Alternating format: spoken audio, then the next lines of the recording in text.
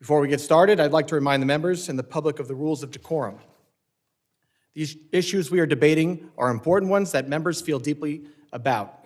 While vigorous disagreement is part of the legislative process, members are reminded that we must adhere to established standards of decorum in debate. It is a violation of House rules and the rules of this committee to engage in personalities regarding other members or to question the motives of a colleague. It is also a clear violation of the rules of the House to make statements that might personally be offensive to the President or the Vice President of the United States. Remarks of that type are not permitted by the rules and are not in keeping with the best traditions of our committee. The Chair will enforce these rules of decorum at all times and urges all members to be mindful of their remarks. Further, under the rules of the House, the Chairman is responsible for maintaining order and preserving decorum in the committee room. I expect audience members to be respectful of the witnesses, members, and the public. If members of the audience are persistently or overly disruptive, it is a violation of federal law and you'll be subject to removal and arrest. I now recognize myself for an opening statement. I want to start by thanking our witnesses for appearing before the committee today. Today's hearing provides the American people the ability to hear directly from the leaders that enforce our nation's immigration laws. It is our imperative as representatives of the people to be a voice for the people. Transparency, communication, and accountability are keys to good government. This is why oversight is important. Informing Congress and the public is not casting accusations, nor is it a punishment. Congress has a duty to hear directly from the executive branch, a duty I take seriously. And the executive branch has a duty to keep us informed. While this hearing was long planned, we sit here today at an inflection point, an opportunity to assess and reinforce the integrity of immigration enforcement and to strengthen public trust. An opportunity to emphasize and underscore the Department of Homeland Security's no-fail mission as a whole. My top priority as chairman is, and will always be, protecting America while ensuring the safety of law enforcement. This is further important in the context of another potential shutdown of the department. Let me be clear. Shutting down DHS makes America less safe and negatively impacts thousands of federal employees like those at TSA and CISA. The Department of Homeland Security is the nation's largest federal law enforcement agency. It is this committee's duty, regardless of administration, to conduct oversight. We need to examine how DHS components are enforcing the law and ensure they have the resources in place to do work safely, effectively, and properly. Last year, we provided historic resources through reconciliation to strengthen public safety and support for the Trump administration's unprecedented efforts to secure the border. This was the single largest investment in the domestic Homeland Security mission. To succeed, we all need to work together seamlessly, and this committee is a partner in that effort. It is important to remember how we got here. For years, we witnessed a blanket refusal to enforce the law, wide open borders, catch and release policies, and uncontrolled mass migration. These policies undermined the rule of law and endangered all Americans. Enforcing immigration law is not optional. The Trump administration's record on border security is irrefutable. Nationwide border encounters last December decreased 91% compared to 2023. Apprehensions between ports of entry last December decreased 86% compared to 2024. And we ended last year with 8 consecutive months of 0 parole releases by Border Patrol. Further, thousands of criminal illegal aliens have been detained and deported. These actions make America safer and more secure. But the credibility of these successes is on the line. We must take the temperature down and look at the record of enforcement actions through rational eyes. We've seen a significant increase in violent rhetoric and agitation.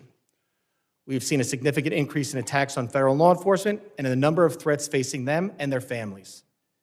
This committee highlighted the threat increases to law enforcement at an earlier hearing. We have seen state and local jurisdictions refuse to protect federal law enforcement officers. And obviously, we have now seen the deaths of 2 American citizens in Minnesota. This is all unacceptable and preventable. The safety of law enforcement and the communities they serve and protect must always come first. When officials or elected leaders rush to conclusions about law enforcement or their fellow Americans, public trust suffers. There must be complete and impartial investigation.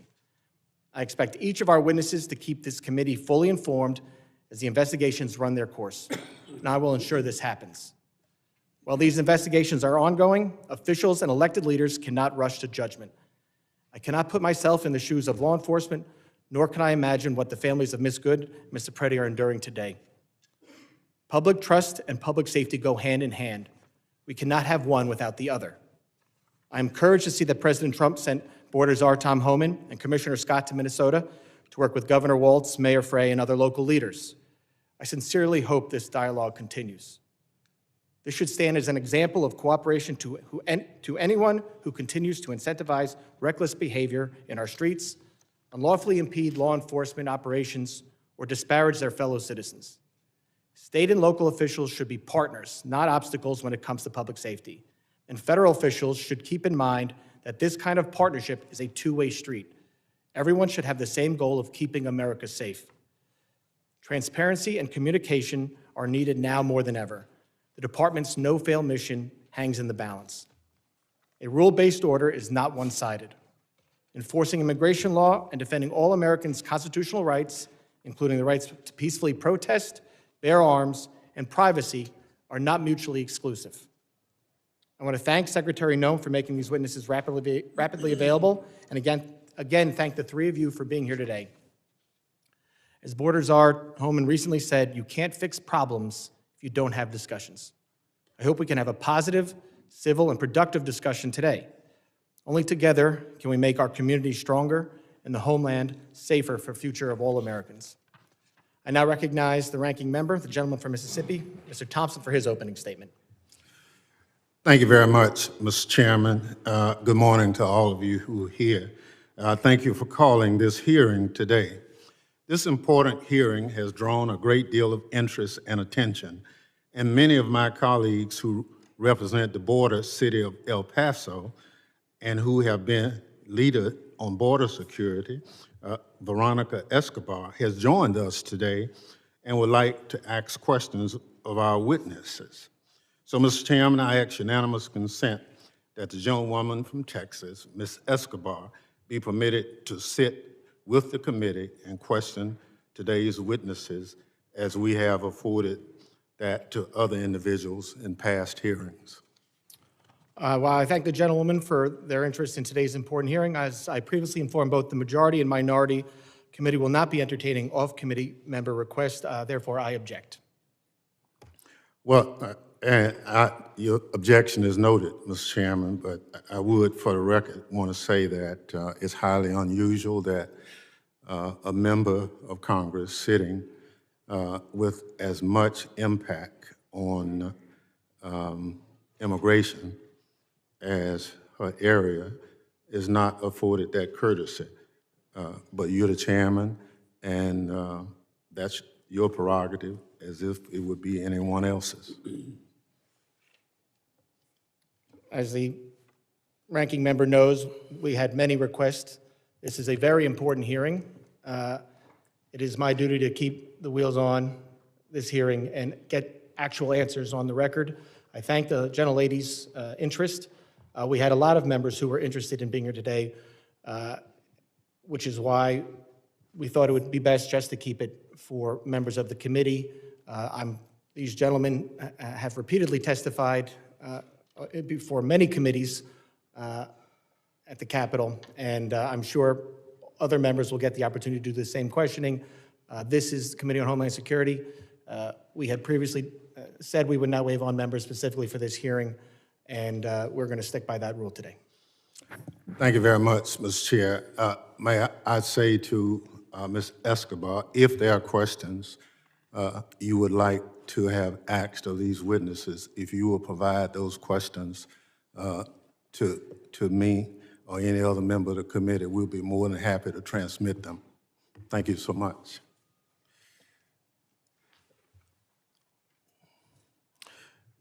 I hope my Republican colleagues will remember that our job is to conduct oversight, not cover for Donald Trump and his out-of-control administration, which is running roughshod over Americans' rights, killing U.S. citizens and threatening our very democracy. The disease rotting the Trump administration from the inside out started at the top and has infected every part of the executive branch. Nowhere is that more evident than at the Department of Homeland Security. This hearing is just the start of a reckoning for the Trump administration and its weaponization of DHS against American citizens and the principle our country stands for. DHS, led by Secretary Kristi Noem, must be held accountable for its lawlessness immigration operation. They are reckless, creating chaos in our communities, terrorizing adults and children alike, and undermining our moral authority as a nation of liberty and rule of law. Last month, an ICE agent shot and killed Renee Good, a Minneapolis mom, in cold blood as she drove away from him. After killing her, the agent called her a disgusting name I won't repeat here. Other agents refused to allow a nearby physician to treat her. Democrats called for accountability. Instead, Secretary Noem blamed the victim, Ms. Good, and attempted to gaslight Americans with false claims that Ms. Good was a domestic terrorist. Renee Good was nothing of the sort. She was a mom, a wife, a neighbor, and an American citizen who did not deserve to die at the hands of her own government. She should be alive today. Ever since, the Trump administration has devoted the full resources of the federal government to blocking a legitimate investigation into Ms. Good's killing. If that isn't a sign of guilt, I don't know what is.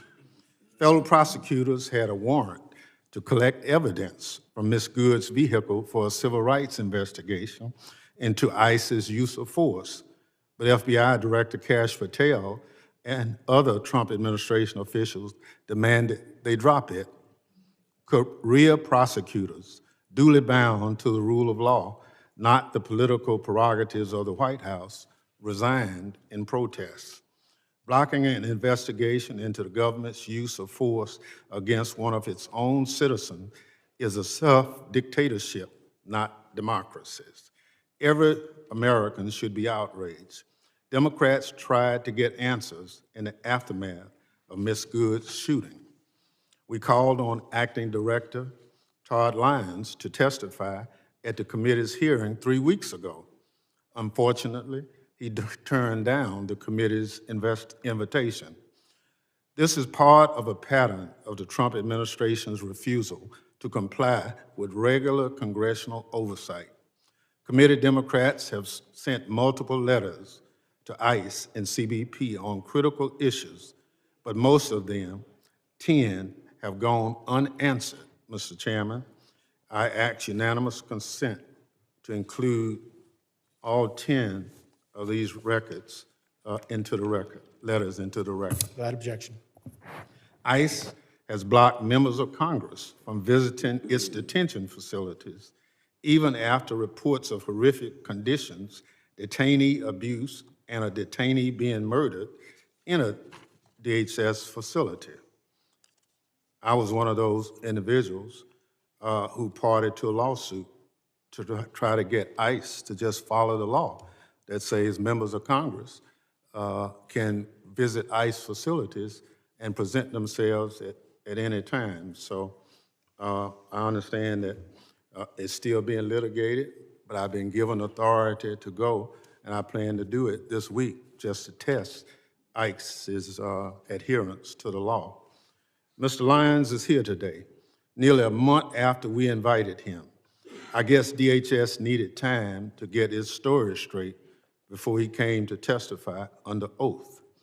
Fearing more violence from federal law enforcement, Democrats have also called on DHS to rein in immigration agents and their brutal attacks on Americans immediately following Ms. Good's murder. But DHS ignored our pleas. Instead, Greg Vino, who styled himself in Nazi attire and takes joy in deploying tear gas at Americans, continued to roam around Minneapolis with his masked gang, terrorizing people and violating their constitutional rights. and tragically, our worst fears were realized. Just days after the hearing, Mr. Lyons refused to participate in. CBP personnel shot Alex Preety, and he was face down on Minneapolis' sidewalk, killing him in broad daylight. In the video of the incident, a DHS agent can be seen cheering Mr. Preety's death. Americans watched the video in horror.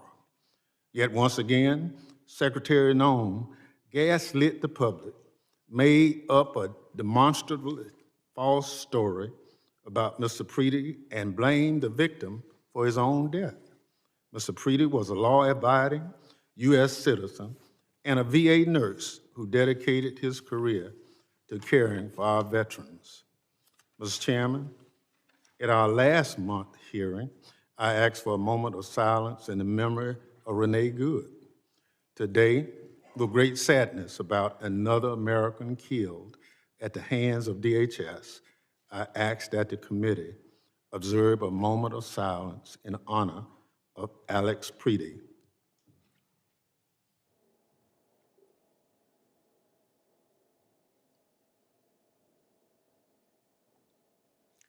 Thank you. The slaying of Ms. Good and Mr. Preety by DHS are the most tragic examples of what is wrong with Trump's DHS, but far from the only ones. Last fall, a Border Patrol agent shot Miramar Martinez, a U.S. citizen and preschool teacher from Chicago, 5 times. The agent bragged in text messages about shooting her, saying, quote, "I fired 5 rounds and she had 7 holes, but that in your book, boys." Again, the Trump administration tried to blame Ms. Martinez, the victim, but prosecutors dropped charges against her when it became apparent that the evidence contradicted the Border Patrol's phony account.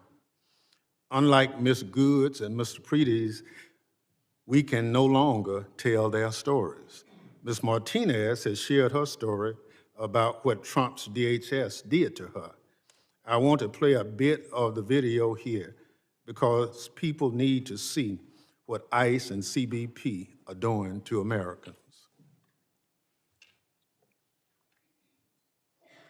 So this is the first one I realized. I was like, oh, it's just a pepper pellet, but no. And then I got shot right here. And then I have a wound on the side of my chest right here. And then I got 2 holes in my thigh. And then right here. Wow. Right here. Wow.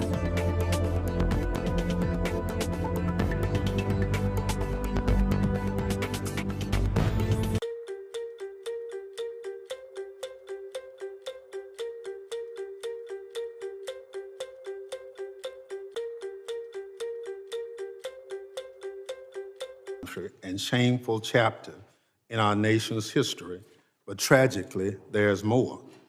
DHS agents recently used a 5-year-old Ecuadorian boy, Lehman Ramos, as bait to lure his family members outside their home to arrest them. The family had entered the country legally as asylum seekers and were living in Minnesota while awaiting their immigration proceedings. DHS sent the little boy and his father to detention in Texas for over a week. Thankfully, a judge ordered him released, slamming DHS for its, and I quote, incompetently implemented deportation campaign. Incompetently implemented deportation campaign is putting it nicely, especially as it relates to small children. More apt in the Bible, quote, from John 11, chapter 35th, referenced at the end of the judge's opinion, Jesus wept. DHS personnel are now forcing their way into private homes without a judicial warrant in violation of the 4th Amendment. In one recent incident, ICE dragged a U.S. citizen from his home at gunpoint in underwear before realizing they had picked up the wrong person. The person ICE was actually looking for was sitting in jail in Minnesota. The Minnesota Department of Corrections says that ICE had this information all along. Bystander videos from Minneapolis and cities around the country show ICE and CBP personnel behaving like unprofessional goons, cursing at bystanders and mooning people from their hotel rooms. News reports have a Border Patrol agent was found passed out, drunk, and covered in vomit in a vehicle.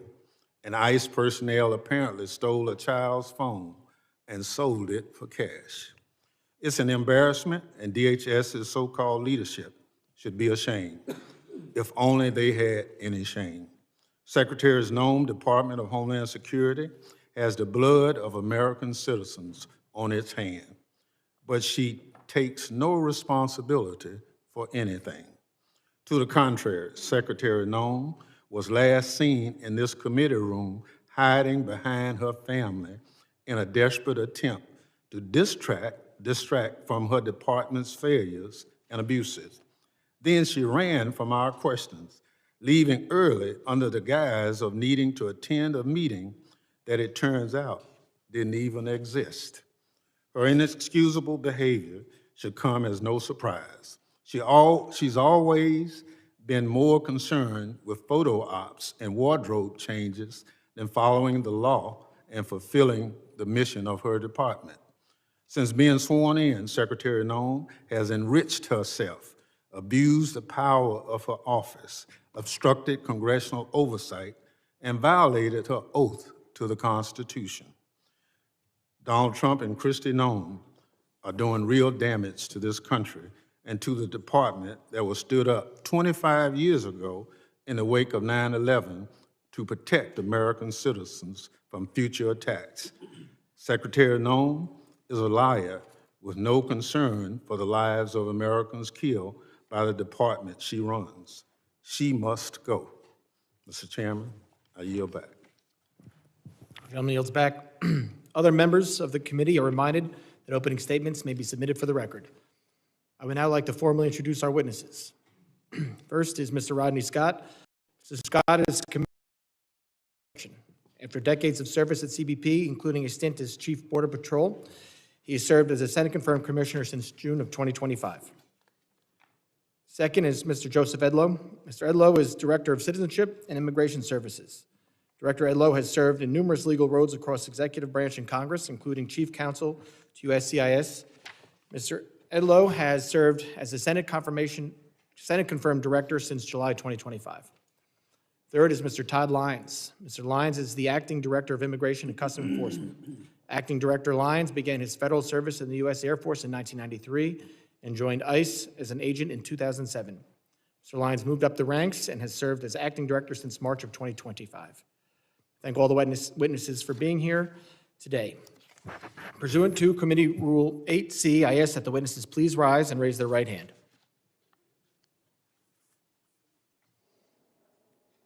Do you solemnly swear that the testimony you will give before the Committee on Homeland Security of the United States House of Representatives will be the truth, the whole truth, and nothing but the truth, so help you God? Let the record reflect that the witnesses have answered in the affirmative. Thank you, and please be seated. I now recognize Commissioner Scott for 5 minutes to summarize his opening statement. Chairman Garbarino, Ranking Member Thompson, members of the committee. Thank you for the opportunity to appear here before you today. I'm honored to represent more than 67,000 dedicated men and women of U.S. Customs and Border Protection who are tirelessly protecting this great nation every single day by simply trying to make sure we know who and what is entering our homeland. Border security is national security. Law enforcement personnel that selflessly provide this service to America increasingly perform under difficult conditions and intense public and political scrutiny.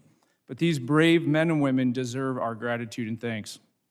It's my privilege to be here today joining my colleagues from Immigration and Customs Enforcement and Citizenship and Immigration Services. Our agencies work in partnership to secure the homeland and uphold the integrity of our immigration system. CBP has spent the last year rebuilding what was an intentionally broken border. As I informed Congress in 2021 and again in 2023, the open border policies of the Biden administration all but eliminated any meaningful border and it replaced it with a porous geographic line defined by record-high encounters with illegal aliens, overwhelmed facilities, and a workforce that was stretched so far beyond their capabilities that hostile nations and the cartels exploited our border at will. That all changed on January 20th, 2025, under the leadership of President Trump. We have now implemented effective policies, established unified priorities and objectives across all federal departments, and empowered our workforce to do their jobs by simply enforcing the laws that already exist. We have imposed consequences for those who break our laws, the laws that this body enacted. And today, the United States, because of these efforts, enjoys the most secure border in our nation's history. But this progress did not happen by accident. It's a result of a comprehensive approach to border security. We ended catch and release, we prioritized detention and removal authorities, and we sent a clear message that illegal entry into the United States will not be tolerated. And the numbers speak for themselves. We have achieved record low illegal crossings between ports of entry. Border Patrol apprehensions along the southwest border totaled over 90,000 for the entire year. That's a number that used to represent a single month under the Biden administration. Daily encounters have dropped by 95%, averaging about 250 per day, compared to 5,000 a day during the Biden administration. Our increased enforcement also resulted in the seizure of over 617,000 pounds of illicit narcotics. That's nationwide, an 8% increase over the prior year. This included nearly 11,000 pounds of fentanyl and more than 186,000 pounds of methamphetamines. This is what having a secure border looks like. None of this would have been possible, though, without the vision and leadership of President Trump and the historic investments made in border security. The One Big Beautiful Bill, a $65 billion investment, is enabling CBP to modernize border infrastructure, deploy additional advanced technology, and to grow our workforce. Since January 2025, CBP is building smart wall at record levels. We're installing high-tech attributes where the Biden administration had shut it off. We're installing water barriers along the Rio Grande River, which denies criminals access to these routes. But that is not all. We're investing in technology at our ports of entry, non-intrusive inspection equipment, biometrics, and advanced surveillance to improve our ability to know what's coming into this country, the land, air, and sea, at and between the ports of entry.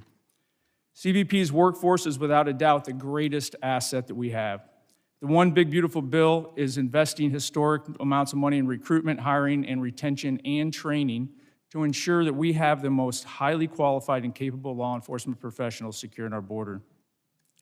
Due to the collaboration across all federal departments, the resultant record low encounters, CBP has been able to surge resources to support ICE's targeted enforcement operations across the nation. CBP is integrated with ICE and other partners to identify and remove dangerous criminals and others who remain in the country illegally. As recent events have demonstrated, though, our officers and agents are increasingly facing an unprecedented level of aggressive interference and intimidation when executing the laws that you have asked them to enforce. These attacks on federal law enforcement personnel are coordinated and well-funded. This is not peaceful protest. No law enforcement officer should be put at personal risk simply for doing the job that we have asked them to do. I thank you for your continued support of CBP's mission, and I look forward to answering your questions today. Thank you, Commissioner.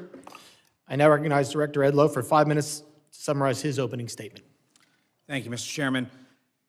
Chairman Garbarino, Ranking Member Thompson, and members of the committee. It is an honor to speak to you about the priorities and progress of U.S. Citizenship and Immigration Services.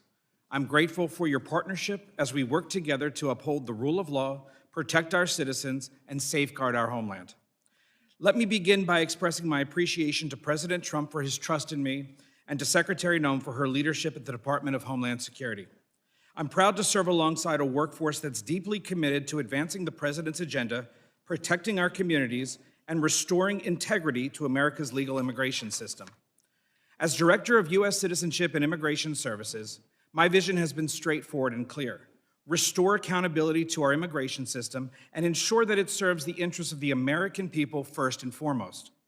Today, I want to highlight some of our most significant accomplishments: ending the exploitation of immigration programs, putting American workers first, protecting our communities from public safety threats, protecting national security, and combating immigration fraud.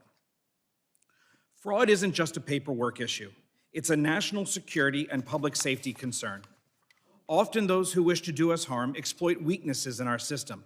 Over the past year, USCIS has made nearly 33,000 fraud referrals to law enforcement, a 138% increase over previous years. We conducted thousands of site visits to homes and workplaces and thousands of social media checks to ensure aliens aren't espousing anti-American sentiment. Moreover, our fraud detection and national security team completed over 21,000 investigations, identifying fraud in approximately 65% of those cases.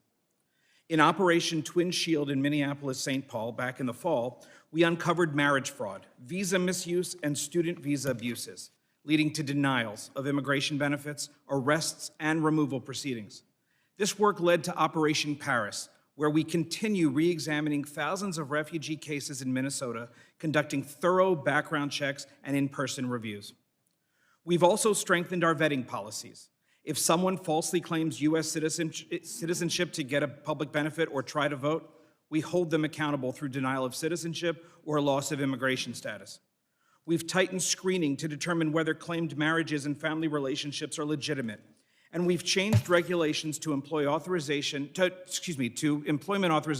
is no longer automatically extended. Now we require more frequent renewals so that we can vet aliens more frequently and ensure that they deserve to remain in the country. Additionally, we've taken action to end the exploitation of immigration programs. Mass humanitarian parole programs were being abused by the prior administration. So we've restored them to Congress's original intent, allowing those benefits on a case-by-case basis. Secretary Noem also ended decades of temporary protected status for several countries, returning the program to what Congress intended: temporary protection, not permanent status in the United States. Moreover, this administration is doing more to ensure the integrity of our elections. We enhanced the SAVE program so states can verify citizenship of those on their voter rolls more effectively.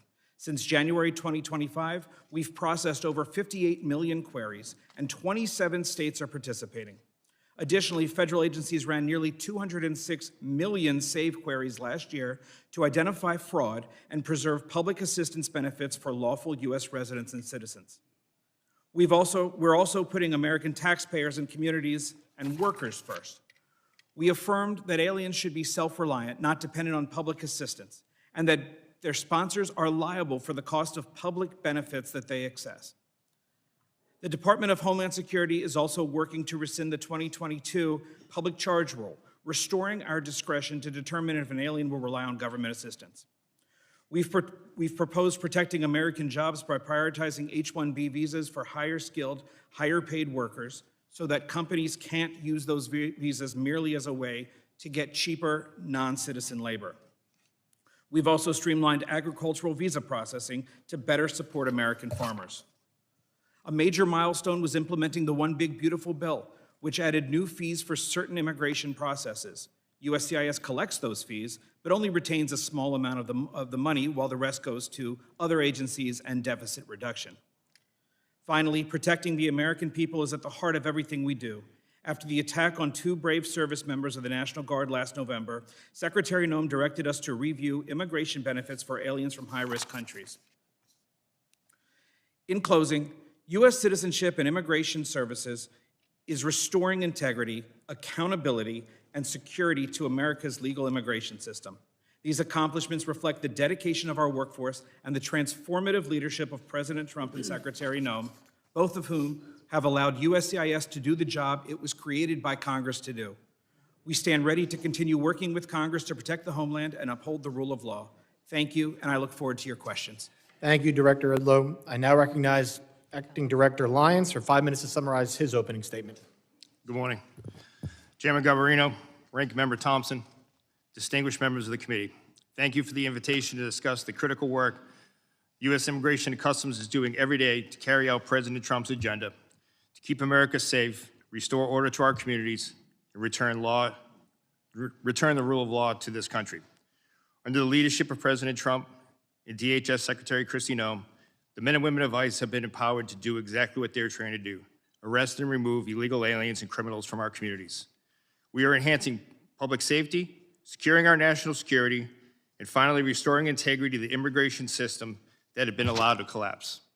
We have supercharged our partnerships with state and local law enforcement, empowering officers around the country through the 287G program to help ICE identify and remove criminal aliens. Those partnerships have increased more than 900% since President Trump took office, and our communities are safer for it. I am also proud of our agency's unprecedented hiring campaign that led to hiring of more than 12,000 officers and special agents in less than a year, and more than 222,000 individuals submitted applications.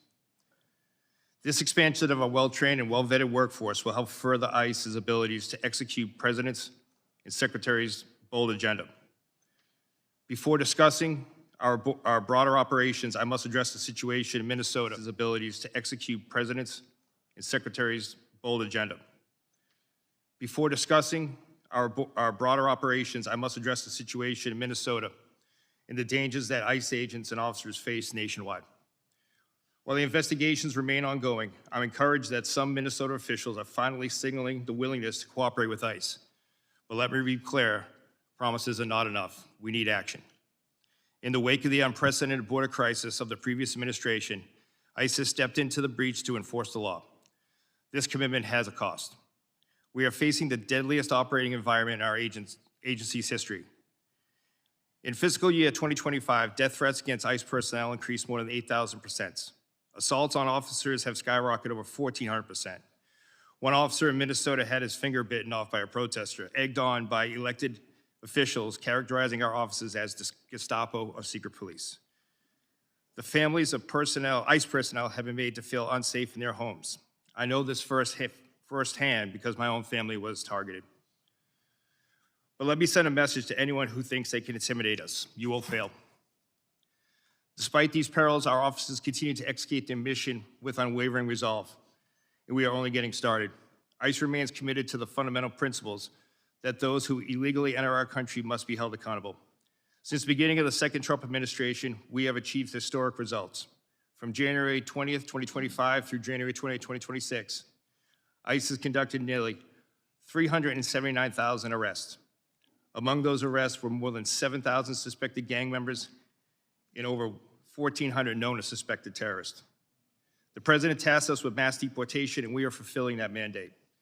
Thanks to the resources provided by this Congress, we are ramping up detention capabilities and removal flights daily. In the last year alone, we conducted over 475,000 removals. It's a brutal reality that criminal immigration today is organized by sophisticated, ruthless, transnational criminal organizations. These include cartels and transnational gangs President Trump has rightly designated as foreign terrorist organizations. The only way to defeat them is to destroy their revenue. Within Homeland Security investigations, our special agents are delivering critical outcomes in the fight against transnational crime. We are seizing fentanyl before it kills our children and dismantling the networks that poison our communities. In FY25 alone, we seized more than 2.5 million pounds of narcotics, a 50% increase from the previous year and a critical blow to transnational organization groups everywhere. HSI criminal arrests are at the highest point in history. However, our approach is just not about enforcement. It is about restoring order and dignity to the human beings sold alive by smugglers and exploited by these TCOs. In August 2024, the DHS Office of Inspector General released a report that concluded that more than 291,000 unaccompanied alien children out of nearly 450,000 transferred from DHS to HHS custody were simply lost by the system. We are talking about children exploited in factories, abused in sexual trades, and living as indentured servants on American soil. HSI is leading the charge to find them. We have conducted more than 71,000 field engagements to locate children, verify sponsor legitimacy, and uncover criminal activity related to exploitation. Since February 2025, ICE has arrested more than 500 criminal sponsors of these offenses, including sexual exploitation and forced labor, dismantled more than 2,400 human smuggling operations, and along with our federal partners, located more than 145,000 children.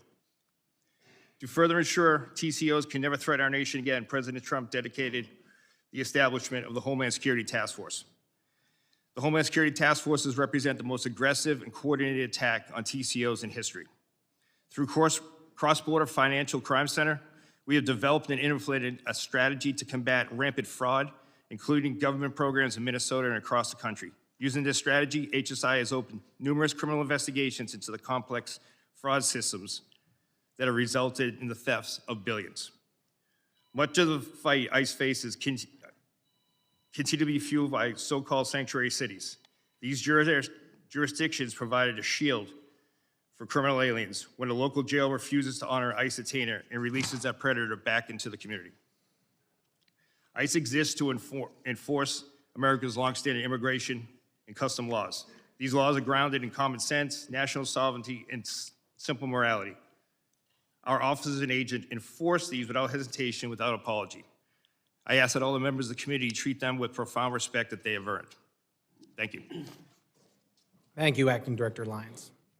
Members will be recognized by order of seniority for their 5 minutes of questioning. As we have when Secretary Noem was here, we're going to limit it to the 5-minute rule. I'm going to be strict on that for both sides. So do not be surprised if you go over, I gavel you down. I now recognize myself for 5 minutes of questions. Acting Director Lyons, I understand that you cannot discuss the details of the 2 recent shootings in Minnesota because they are subject of several investigations, including by the FBI, the Department of Homeland Security, and the DOJ Civil Rights Division. Once concluded, will you commit to providing the reports and findings of each investigation to this committee? Yes, Mr. Chairman, we're fully committed to give you the full and unabridged investigation and the outcome. Thank you. Commissioner Scott, can the committee have the same commitment from you? Yes, sir. Thank you both. Commissioner Scott and Acting Director Lyons, following this hearing in writing, I'd like to know what is the standard operating procedure for each of your agencies for an investigation when deadly force is used. Currently, Acting Director Lyons, are those procedures being followed for the 2 uses of deadly force in Minneapolis this past January? Yes, Mr. Chairman. Were those, and Commissioner Scott? Yes, sir, they are. Were the standard procedures followed from the beginning? Mr. Lyons? Yes, sir, they were. Mr. Scott? Yes, for CBP, they were as well. Thank you very much. We're obviously concerned about officer safety and have seen and heard about increasing threats and assaults against law enforcement. Director Lyons, are your officers trained regarding the difference between a protected protest and what is unlawfully impeding law enforcement? Yes, sir. Deportation officers and special agents are taught at the Federal Law Enforcement Training Center. They are taught in defensive tactics, personal safety, but as well as laws to include First, Second, Fourth, Fifth, 10th, 14th Amendment. The officers are trained before they go out into the field, and then while they're in the field. They are specialized training in disturbance control and other special tactics. Commissioner Scott, are your officers similarly trained? Yes, they are. At FLETC, ongoing training in the field, and then anytime we're deploying them to the interior, they get updated law refresher training to include First Amendment and Fourth Amendment. So I want to focus on the training here because with the historic investment in both ICE and CBP, there was a surge in hiring. I need to know, for these new hires, is the training different than what other agents and officers received before the hiring surge? Mr. Lyons, I'll let you start there. No, sir, it's not. The training was never, the meat of the training was never removed. The timeline was. We took training from 5 days a week, 8 hours a day, to 6 days a week, 12 hours a day. In addition to that, training is different in the fact that before officers even go to the Federal Law Enforcement Training Academy, there's pre-employment training, which we never had before. And on top of that, we've adapted our on-the-job training program, which is much like a city or state field training officer program that once they are removed from the Federal Law Enforcement Training Academy, have graduated, before they return to their field offices, they're assigned a field training officer, and that's continued on after that. So let me get this. For ICE officers, the curriculum has stayed the same, but it's now a quicker training. The timeline has moved up? That's correct, sir. Okay, but the curriculum is the same. Yes, sir. All right. Commissioner Scott, can you talk about if there's been a change in training since the hiring surge? There's been no change in the training within Customs and Border Protection. Border Patrol agents go through a 117-day academy. The CBP officers go through a 103-day academy. That's actually training days. There's been no changes to that. So, The only change that has been made is in our quarterly training. We've added scenarios based on what we most likely think they will encounter in the field. So we've actually added some of the protest type encounters as well. so there's been no change in the timeline either. Similar, ICE did that, you did not? No, we did not. Okay. And while, this is nothing, well, because this is my last question, I'm sure. While understanding they are not suitable for every occasion, there's been a lot of talk about the use of deadly force.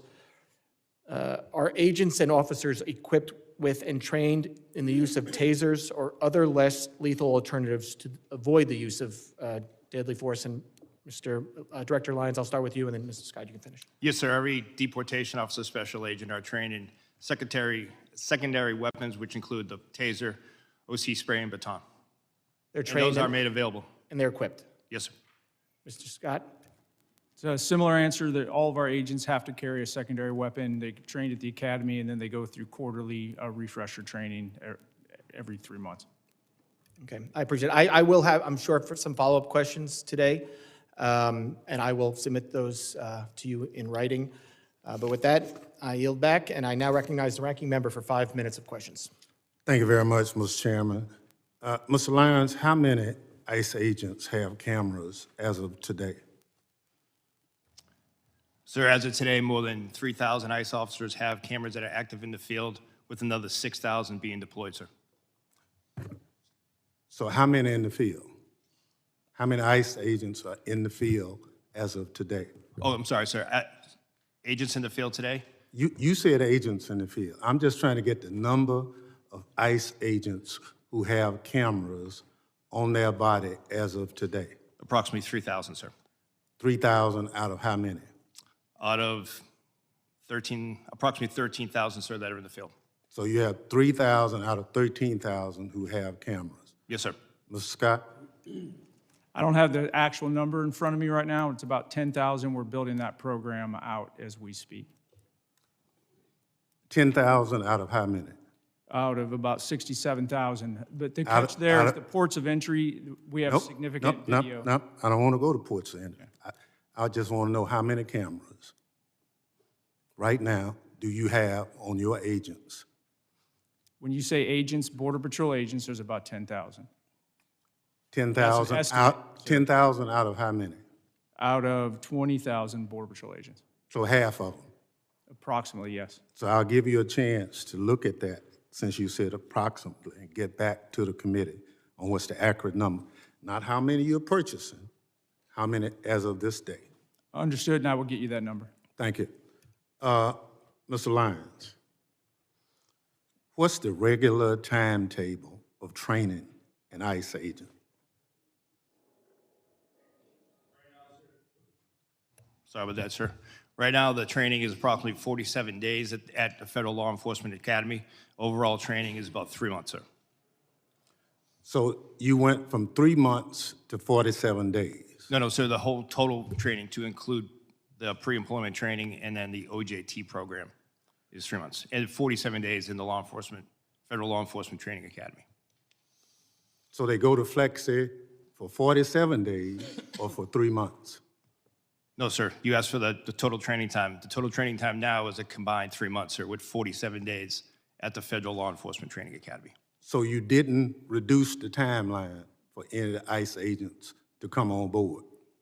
We reduced the timeline for the previous certified federal law enforcement officers or special agents, where we went to the ones who are already trained in firearms and defensive tactics and criminal procedure. We adapted to a shorter program so they would just have the extensive Immigration Nationality Act training, immigration law, and ICE-specific training. So if you hired somebody for ICE today, how much training would they receive before they become a full-time agent? So for a person off the street who has never been a law enforcement officer, they're looking at approximately 3 months of training, sir. And the 47 days is for who? That is for everyone that hasn't, who's never worked for ICE, sir. So you could have someone that's a Capitol Police officer. They would not have to go through extended training for when it comes to defensive tactics, firearms, et cetera. They would have to go through the rigorous, immigration training, which unfortunately immigration law is just as confusing and long as tax code, which we have to ensure that we devote that extensive time to. Thank you so much. But Yes, sir. would you provide the committee with the timeline? Yes, sir. We will provide you. Some of us understand it's 47 days. Yes, sir. We will But provide you're you telling us it's 3 months. from the beginning, sir, when they go ahead and come on pre-employment training to the Thank OJT program afterwards. But we will provide the committee with the full for Okay. each breakdown. For Mr. Lyons and Mr. Scott, over the past several weeks, the president has made a series of comments regarding the midterm election. The president has urged my Republican colleagues in Congress to nationalize elections.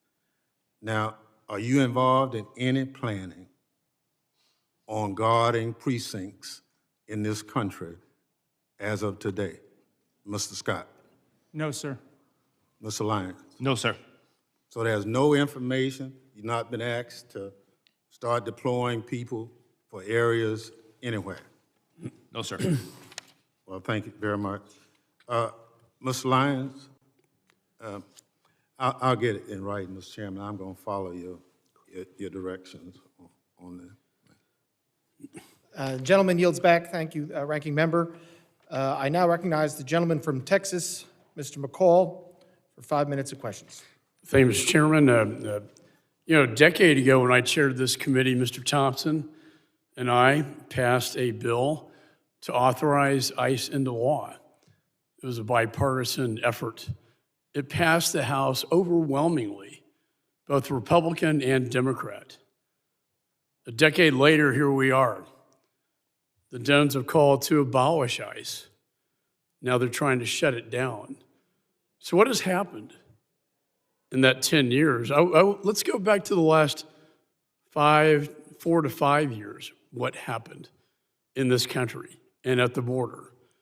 As someone who lives in a border state of Texas, we saw the most dangerous, wide open border that I've seen in my 22 years in Congress. 10 to 12 million people, and that's what we know about. I think it's far greater, came into this country. Many of them dangerous, violent criminals, some known or suspected terrorists, which I find extremely dangerous. That's why I served as an impeachment manager for Mayorkas, because he violated federal law. The federal statute says, as a former federal prosecutor, I know this, shall detain aggravated felons. What did Mayorkas do? He told his agents, that's discretionary. You can release them. As a result, we had tens of thousands of aggravated felons left on the streets of America to roam freely, not to mention the human and sex trafficking of children, Mr. Lyons, as you pointed out. So what is the administration trying to do? They're trying to remove a public safety threat from the United States of America. That is their job. Restoring public safety should be the number one priority. And one of the problems here, as I examine it, is that Minnesota, Minneapolis in particular, is a sanctuary city. What does that mean? That means that it's a magnet for illegal. They're protected under the current situation because state and locals will not cooperate with federal law enforcement. In fact, Mr. Lyons, is it not true that they were not honoring ICE detainers that were put on dangerous felons in prison so that you could remove them from the United States? That is correct, sir. The detainers were not honored at the local level in Minneapolis. This is the number one violation. In addition, the rhetoric on the left led to over 1,000% increase in assaults on ICE officers, an increase of over 8,000 of death threats to them. All this created a perfect storm for our officers being thrown into this situation. And then Agent Bovino came into the picture, and I would argue, in fairness, that he escalated the situation by the way that was handled. Your officers are not trained to effectuate crowd control.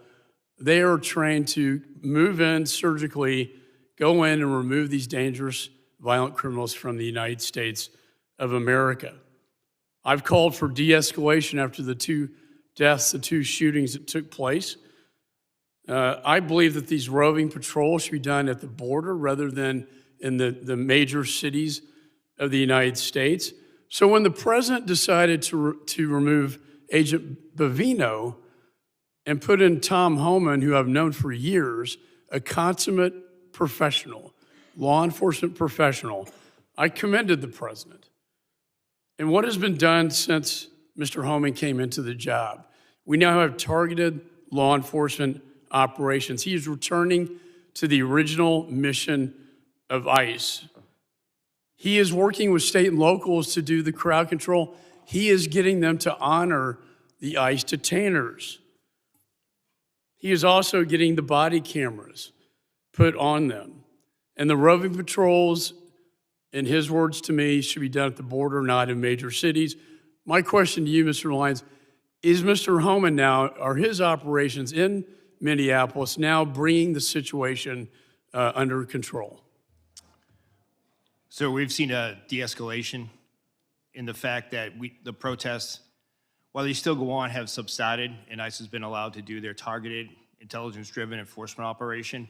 Just the other night, local authorities arrested 54 protesters at the local level where ICE officers did not have to be engaged in that. My final question to you, do you believe the model that Mr. Homan is now setting in Minneapolis should be a model for the nation? Gentleman's time is If expired. I could allow the witness to answer. I understand that, but I'm holding. I'd it like to on the 5 minutes. record an answer, Mr. Chairman. Do you agree that Mr. Homan's model is one for the nation? Gentleman's time is expired. Yes or no? I now recognize the gentleman from California, Mr. Swalwell, for 5 minutes. A couple nights ago, I met with a woman who works as a cashier at a grocery store, and I told her I was coming to see you, Mr. Lyons, and she said, will you ask him, and she didn't want to give her name. She was terrified to give her name. But she said, when I get off my shift around midnight and I walk through the parking lot to my car, she said, if somebody rolls up in an unidentified van and gets out wearing all black and their face is covered and they don't have any identification and they ask me to get into the van, how do I know who they are? How does she know, Mr. Lyons? How does she know if they're an ICE agent or bad guys?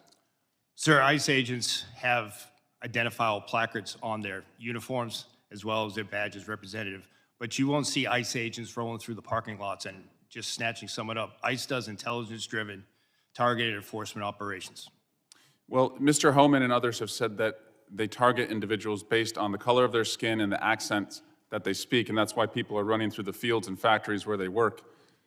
Director Lyons, last year you said in Phoenix at the Border Security Expo that you wanted to see a deportation process that was like, quote, Amazon Prime, but with human beings.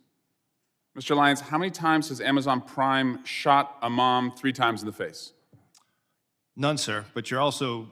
It's the square root of 0, that's right. Yes, sir. Yeah, but if we're going to go down that route of my comment, I did say that comment. However, that comment was taken out. If you go back and watch the video, I did say that we need to be more efficient when it comes to removing individuals from the United States because ICE doesn't detain punitively. We detain to remove. I don't want to see people in custody. At the end of my statement was, and again, to your point, it was a industry day for AI and efficiencies. But I did say at the end of it, but we deal with human beings, so we can't be like them. And speaking That's of the human, key part that you're leaving out. Well, speaking of human beings, how many times has Amazon Prime shot a nurse 10 times in the back? None. How many times has Amazon Prime dragged a woman out of her car by her hair and then dragged her down the street? None. How many ICE agents have been fired for their conduct under your leadership? Sir, I can get you that data. I'll get that back to you. Is it more than 1? I'm not going to speak about personnel actions, but I'll get you that data. Can you tell us if at least, God, I hope at least 1 person has been fired for their conduct since these operations have begun? Are you telling us you can't even say 1 person's been fired? Sir, I'm not going to talk about personnel actions, but we will get back to you. But 2 people have been killed so far. Is that right? A nurse named Preddy and a mom named Good. 2 people have been killed so far. Yes, sir. Mr. Lyons, will you apologize to the family of Renee Good for being called a domestic terrorist by the president and his leadership? No, sir. Why not? Sir, I welcome the opportunity to speak to the family in private, but I'm not going to comment on any active investigation. Is she a domestic terrorist? Sir, I'm not going to comment on the investigation, and the President and Secretary Noem are elected officials. That's their right to their comments, but as career law enforcement, we won't speak to any. Do you agree with their comments? Sir, I'm not going to go ahead and talk about any ongoing investigation. Will you apologize to the family of Alex Preddy for also being called a domestic terrorist? Sir, again, I'm not going to speak to any ongoing investigation. Mr. Lyons, your staying to lead ICE is a decision. Sir, I'm sorry. Could you repeat Your that? staying on to lead ICE is a decision. And I've read your background. You have a decorated career. You've served in the military. You are what I would call otherwise employable. I think most people would agree this is not the only job that you can get. But since you've been on this job, women have been dragged by their hair through our streets. A 6-year-old child battling stage 4 cancer has been deported, and it turns out he was a U.S. citizen. People are running through the fields where they work. People who've gone to the streets as allies have been shot and publicly executed. It's a decision to stay on at this point. And considering your honorable service in the past and the dishonorable acts that those who have worked for you have conducted, and the disgraceful statements that the leadership above you have said, you now have a decision. Will you stand with the kids who you're supposed to protect, or will you side with the killers bringing terror to our streets? Mr. Lyons, will you resign from ICE? No, sir, I won't. Why not? Because, sir, that child that you're showing right there, the men and women of ICE took care of him when his father abandoned him and ran from Gentlemen's law enforcement. time has expired. You never should have gone Gentlemen's into time has custody. expired. I recognize the gentleman from Mississippi, Yield Mr. back. Guest, for 5 minutes. Thank you, Mr. Chairman. Mr. Chairman, we stand on the verge of a second Democrat shutdown of the United States Department of Homeland Security just within the last 90 days. The Department of Homeland Security employs 260,000 men and women across 22 different agencies. Those agencies include 63,000 men and women who work for CBP, 60,000 who work for TSA, 22,000 for FEMA, 18,000 who works for USCIS, almost 50,000 civilian and military employees with the United States Coast Guard, 7,800 Secret Service employees, 2,500 CISA employees, and over 8,000 agents and analysts with the Department of Homeland Security investigation who perform a crucial function to protect and serve this country. This second government shutdown, led by my friends on the Democrat side of the aisle, will leave our country less safe. Don't just take my word for it. Let's look at the words of the Biden administration. President Biden and Kamala Harris, Department of Homeland Security, in September of 2023, as the nation faced a potential government shutdown, they issued a fact sheet. That fact sheet is entitled "The Impact of Government Shutdown on the DHS Workforce." This fact sheet says this. It says DHS workforce is comprised of extraordinary public servants who safeguard this nation. It goes on to say any lapse in federal funding would disrupt this vital work, leaving Americans less safe as a result. Those working without pay include law enforcement, conducting such acts as seizing illegal narcotics like fentanyl, combating child exploitation and child predators, identifying and arresting human trafficking, responding to natural disasters, preventing cyber attacks, and protecting U.S. government leaders.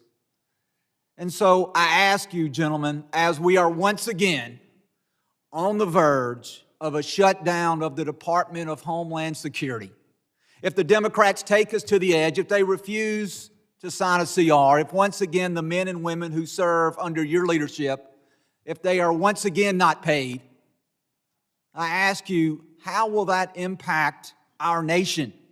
Will America be more safe, or will America be less safe if we are once again led into a government shutdown by the Democrat Party?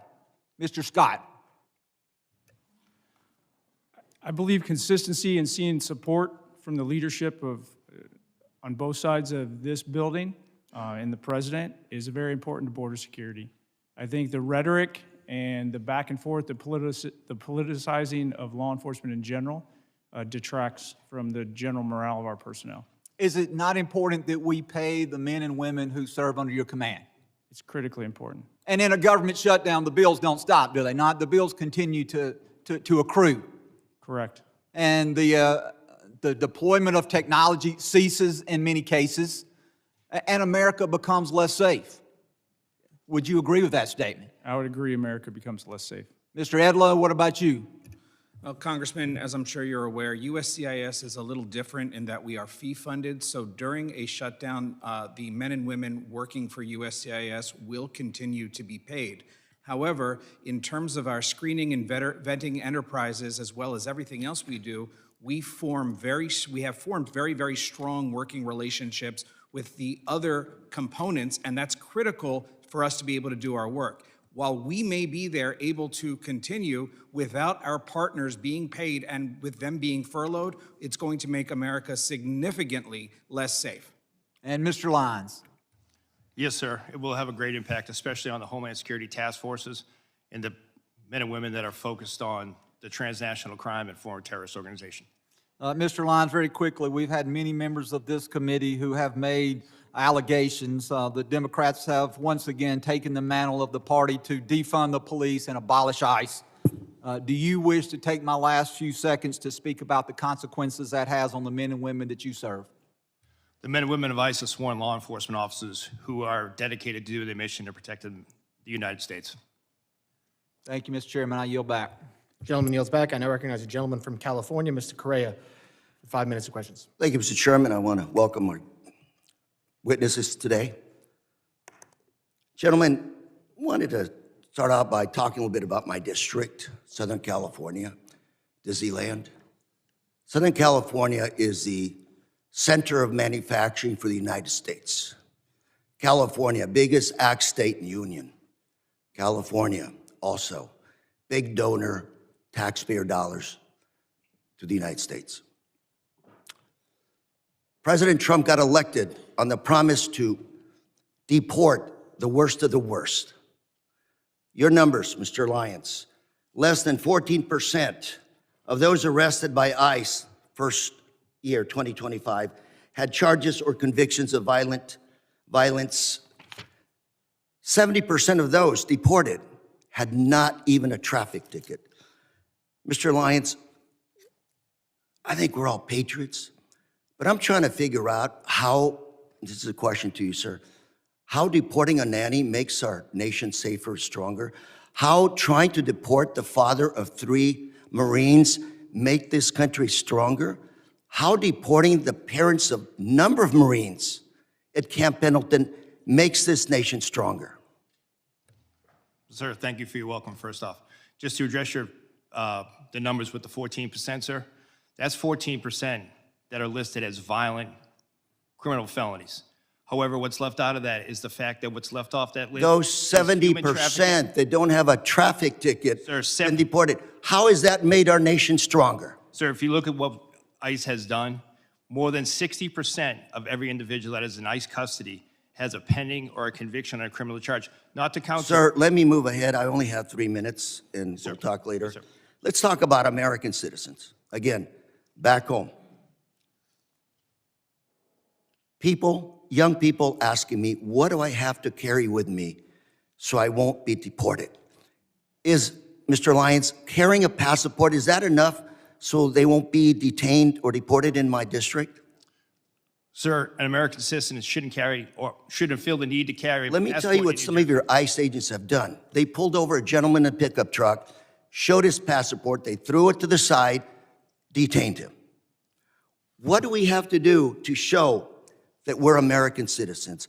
Sir, no American citizen falls under Title VIII. No American citizen will be arrested for being an American citizen. But you just said to my colleague that nobody has been fired because of violations of the law for disciplinary actions, yet this is happening in my district. Mr. Lyons, we're a very boring district. We work hard, mind our own business. ICE in our streets now. People are terrorized. American citizens, number of cases of Americans being detained, being taken in, some being held for 5 days. Sir, what do we do with those people in that situation? What do we tell them? Sir, I don't know of any particular case that you're speaking of American citizen being held. I'm more than happy to provide you a list, sir. 100%, sir. So let me ask you, sir, are you surveilling U.S. citizens today? No, sir. Those people protesting, practicing this First Amendment right, photos of them, data taken, they're not being placed in any kind of a database? There is no database for protesters, sir. One of your officers in Maine said to one of the individuals protesting, we're going to put your face in a little database. What does that mean? Do you have a little database No, sir. of Americans? No, sir, we don't. Then what do you think your ICE agent was doing to this individual when he said those statements? I can't speak for that individual, sir, but I can assure you there is no database that's tracking United States citizens. Sir, California, we're a sanctuary state. Does that cause you a problem picking up individuals? Yes, sir. I have with me today some data from Sheriff Barnes, Orange County Sheriff. Very good friend. He's been here to testify numerous times. For 2025, he referred about 300 individuals for your office to pick up. 250 were picked up, 50 were never picked up. We had a long conversation saying, what is going on? If these are the worst of the worst, you've called ICE to pick them up and you didn't pick them up. Can you explain to us why you didn't pick up all these individuals that were referred to your office to pick up? Yes, sir. That's the key part of that is the referral. We make sure that those individuals are eligible to be placed in detention and for movability. So You in that never case, it would be even a looked breach- at Gentlemen's those time is- individuals. Gentlemen's time. I would like to talk to you about this issue later on, Mr. Lyons. Gentlemen's Thank you very time much. has expired. I now recognize the gentleman from Texas, Mr. Pfluger, for 5 minutes of questions. Thank you, Mr. Chairman. Why are we here? And I think it's pretty clear that until proven otherwise, at 5 years of experience, that it seems like one side of the aisle is in favor of open borders and wants to abolish ICE. And I hope that that can be proven wrong. And the other side of the aisle wants to enforce the laws that are on the books. Commissioner Scott, how many administrations have you worked for in your career? Since the Clinton administration? So multiple Republicans and multiple Democrats. Correct. Is it a crime to enter this country illegally and to skip a notice to appear, to skip a court-ordered appearance, and to not comply with the laws that are on the books? Yes, sir. Has that changed since you started working for President Clinton? No. So I can't imagine establishing the fact that it is a crime to skip a notice to appear. We had 10 to 12 million people who entered this country illegally in the Biden administration. As a conservative estimate, there are sanctuary cities all throughout the United States who have said, we will not comply with federal laws. That's why we're here today. I can't imagine being a DHS officer, an ICE officer, and being threatened with violence, having death threats, being doxxed, having your family identified, putting that on the internet, and violently telling you that they are going to kill you because you are enforcing the laws that are on this book that were passed by both sides of the aisle in this body. Director Lyons, how many of your agents are being doxxed, threatened, or harassed? We've had over 8,000% increase on death threats. You know, I'm in the middle of working a bipartisan domestic terrorism working group with another member on this committee. There is a group called Defend 612 that has come out with tactics, techniques, and procedures in Minneapolis to do things like encourage protesters to impede law enforcement, to push civilians towards legally and physically risky confrontations, to help mobilize a counter-protest, to coordinate strategies and trainings to aid illegal immigrants to avoid detention. Are you familiar with groups like this, Defend 612? Yes, sir. We have multiple groups around that in all 50 states. There's an article written by Christina Buttons, and I'd like unanimous consent to enter this into the record called Inside Minneapolis's ICE Watch Network. Chairman, I seek unanimous consent to enter. Without this. objection. This article talks about these tactics, techniques, and procedures that put your law enforcement agents and your agents at risk. What is different about Minneapolis? What kind of coordination have you received from the local police department that we don't see any of this in Texas? We've not seen, and there have been many ICE operations that have happened in Texas, but what's different from what you've seen in Minneapolis? Unfortunately, sir, in the beginning of the Minneapolis operation, we didn't see any cooperation at the state or the local level, whether it be from the Minneapolis Police Department or the Minnesota State Police, which led to ICE officers and agents, as well as our other federal partners, pretty much having to defend themselves from whatever impediment, riots, or protests. Were they told by local elected officials not to cooperate? Yes, sir. Is that because they're a sanctuary city? I'm assuming that's in what it is, part- sir, but I can't speak to the mind of those elected officials, but they were ordered not to stand down. How did it make you feel as somebody who carries out the laws that this body has passed when you hear the mayor of Minneapolis say F ICE? Oh, sir, I mean, from a morale standpoint, it hurts us to the fact that for decades, and I've worked since President Bush, ICE has always been in Minneapolis. We've always been in every major city and state. So it wasn't like it was a brand new thing. We've always been doing immigration enforcement. So that's demoralizing. Commissioner Scott, are you separating families? No. Tell me about when you served President Obama. Has anything changed in the policy of deportation? And how many people did President Obama deport? I don't have that number in front of me. Policies and how things are enforced do change. The laws have not changed. I believe what you're referring to is literally when someone is arrested, whether it's on immigration or whether it's a normal criminal offense, and they have children, we don't necessarily prosecute the children. But when someone's deported, if they want to take their children with them, they have that right. We do not separate them. I hope that the other side of the aisle will read this article on Defend 612 and look at the tactics, techniques, and procedures.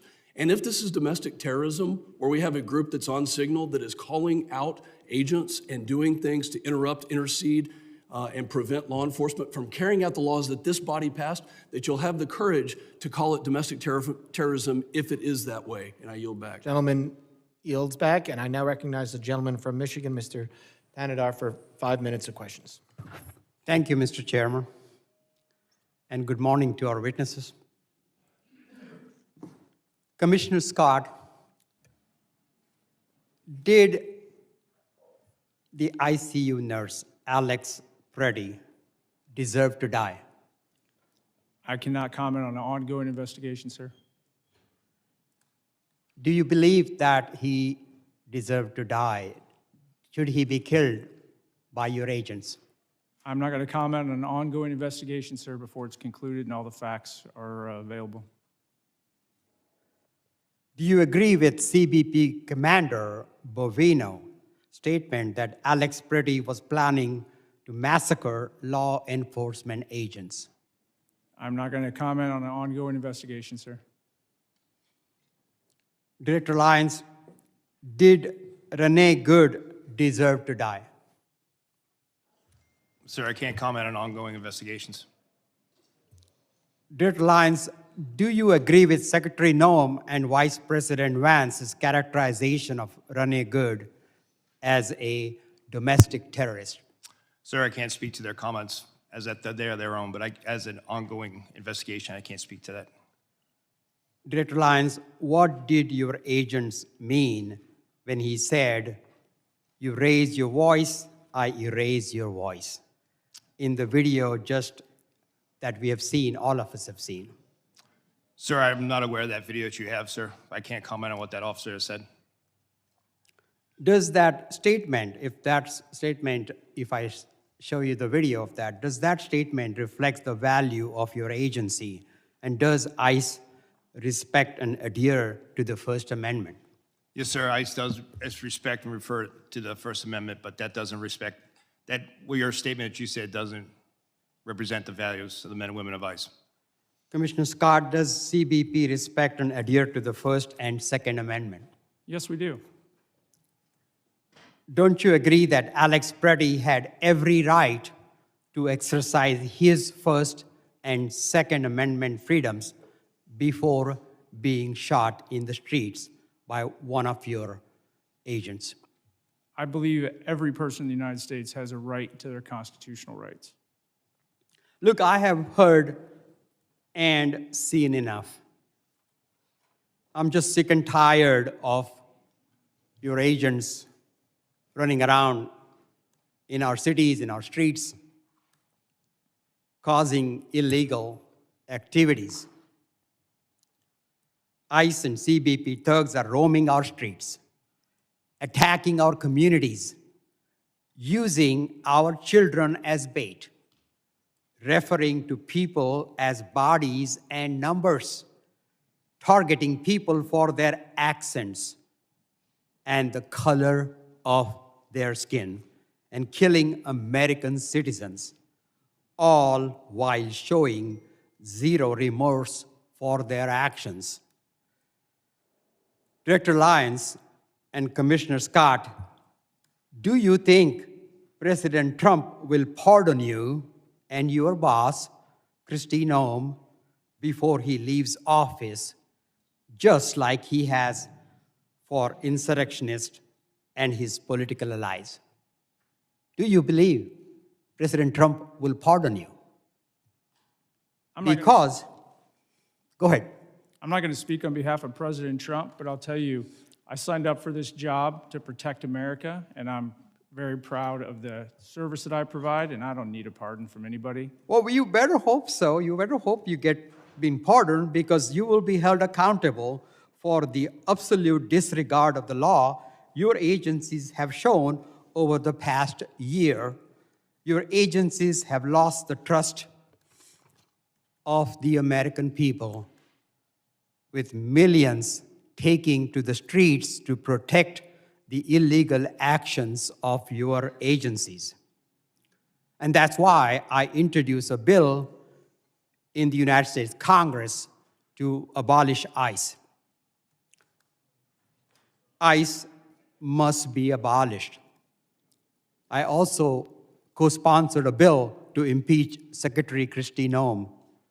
And I believe Kristi Noem must be impeached. And this Congress must do everything in its power to carry out oversight actions against these rogues departments, including if Gentleman's necessary. time is expired. A witness has requested a break. Committee will recess for 5 minutes. Members of the audience will remain seated.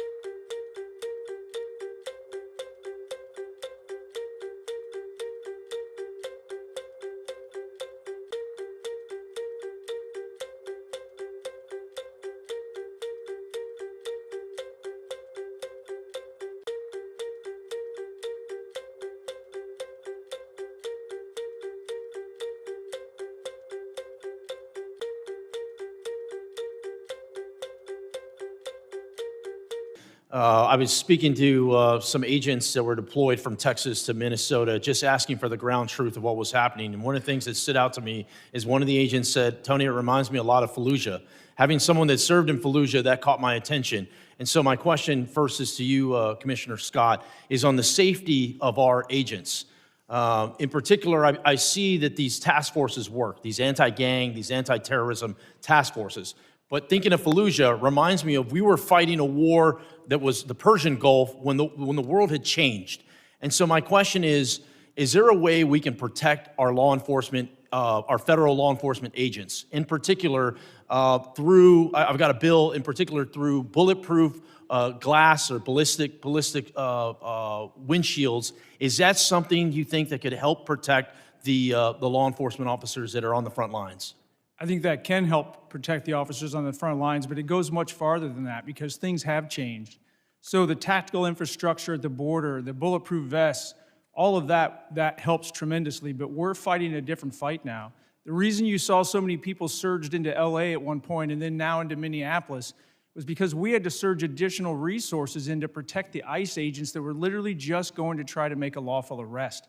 So we had to put in two teams, one to do the arrest and another one to deal with the protesters. Luckily, CBP, well, not luckily, unfortunately, CBP's had to build out this capability over the years because we had been dealing with increased protests at the border, mass incursions, so we trained our people how to do crowd control. But let's not miss the fact that we have coordinated, well-funded, and I think insurgencies or terrorist organizations, however you want to call it, literally trying to prevent legal laws from being enforced in the United States. That is a dramatic change. That's why we've had to shift. So we got to figure out how to protect our officers and agents more holistically. On social media, how do we keep them from being doxxed? When somebody goes to, like did to Director Lyons, they follow his kid home and then have protests in his front yard and then put it out live on video. That needs to be a crime. I don't want to violate anybody's right to free speech, but going into your front yard and harassing your family just because you're a law enforcement officer, that should not be a protected action. The world has changed, and we need to change with it to make sure our federal law enforcement officers and their families are protected. My next question is for Director Lyons. Body cameras have been deployed in Minnesota. I think transparency helps regain public trust. Is there any plan to release any of the footage to the public? 100%, sir. That's one thing that I'm committed to is the full transparency, and I fully welcome body cameras all across the spectrum in all of our law enforcement activities. And yes, sir, body cam footage will be released.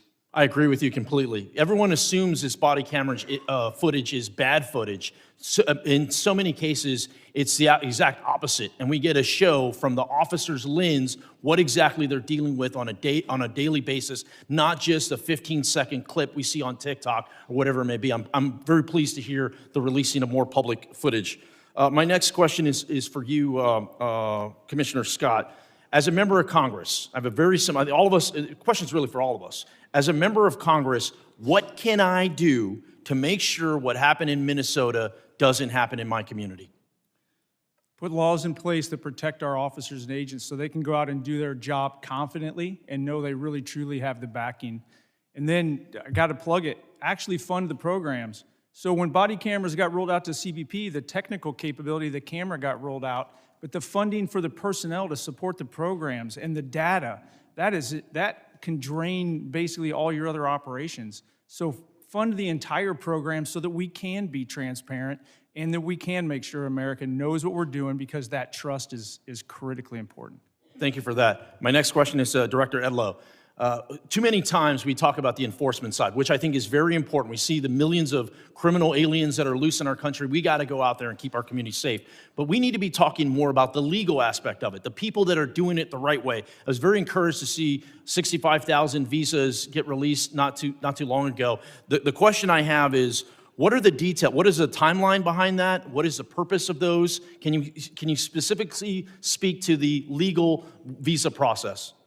Well, if you're referring to the 65,000 that were the supplemental Yes. H-2Bs. That's exactly right. So that's there's 60,000 or 65,000, 66,000, excuse me, that go out every year at 2 times in the year. And then Congress has, for many, many years, given the department the authority through the Secretary to increase that based on the needs of the country. So those visas were released. I don't remember exactly Gentlemen's when the time has expired. I apologize. And again, any questions? I know I'm being tight on the rules. We have to be. There's a lot of questions. We want to get through everything today. Any members will be able to submit questions in writing, and you can detail these. Thank you very much. I now recognize the gentleman from Rhode Island, Mr. Magaziner, for 5 minutes of questions. Mr. Lyons, has ICE hired anyone who is charged with a crime related to the January 6th riot here at the Capitol? Sir, I don't have that information, but I would say no. Could you find out and please report back? Yes, sir, I'll get that, I'll take that as a get Would back. you hire someone who attacked police officers here on January 6th, even though they were unfortunately pardoned by the president? Sir, we take assault on law enforcement very serious, and we have a good, strenuous vetting program. I'm All right, sure. thank you. Commissioner Scott, how many of your agents have been disciplined for excessive use of force over the past year? I cannot comment on ongoing or I'm not asking you to current comment on personnel specific action. investigation. How many of your agents have been disciplined? I'm just asking for the total. I'll for get that excessive number force. to you. I don't have it in front of me. All right, I sent you a letter asking that question and haven't received a response. Will you commit to sending a response to me, please? Yes, sir. All right, I'd like you to view this video. This is video of what appears to be pepper spray thrown by a federal agent into Rafael Verraz's car. You okay, Mama? You okay? Seconds later, he realized his daughter, 1-year-old Ariana, was in the back seat, also battling the chemicals. Are you familiar with this incident? Yes. Okay. Now, this is a family of United States citizens who were out to get groceries at a Sam's Club in Chicago. When they arrived, they could see that there was a chaotic operation in the parking lot. They turned their vehicle to leave, at which point your agents sprayed pepper spray out of their vehicle and into the driver's side window of the Verraz's family vehicle. Is it proper procedure to aim pepper spray into the window of a moving vehicle? I'm not familiar. I don't have all the details on this. It's an ongoing I'm not asking about investigation, but to answer your specific question, Is it proper we try to procedure? avoid that. No, it's not. Try to avoid it. Because you understand it's dangerous, right? Not just for the driver, but for pedestrians, for other people who could be hit by a car if a driver is blinded, right? I 100% understand that, but you're talking about intentional versus not intentional. Well, now listen. I've been in a vehicle from the in one of video- these situations. Scott, that reclaiming got my pepper time. spray From the in my own video, this face. was clearly intentional, and you know as well as I do that in any other law enforcement agency, if an officer did this, they would be put on leave, investigated, and likely disciplined. Were any of your agents ever investigated or disciplined for this incident? I'll have to get back to you on this incident. I believe it's still an So you don't ongoing know. investigation, but we have at least 10 I'd like to show open you cases. another video. This one is from Minneapolis.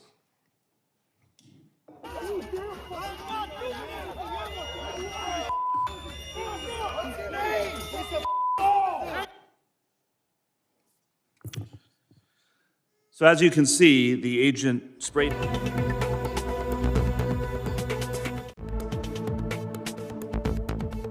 Three other agents, and there's a picture of this behind me to give you a better view.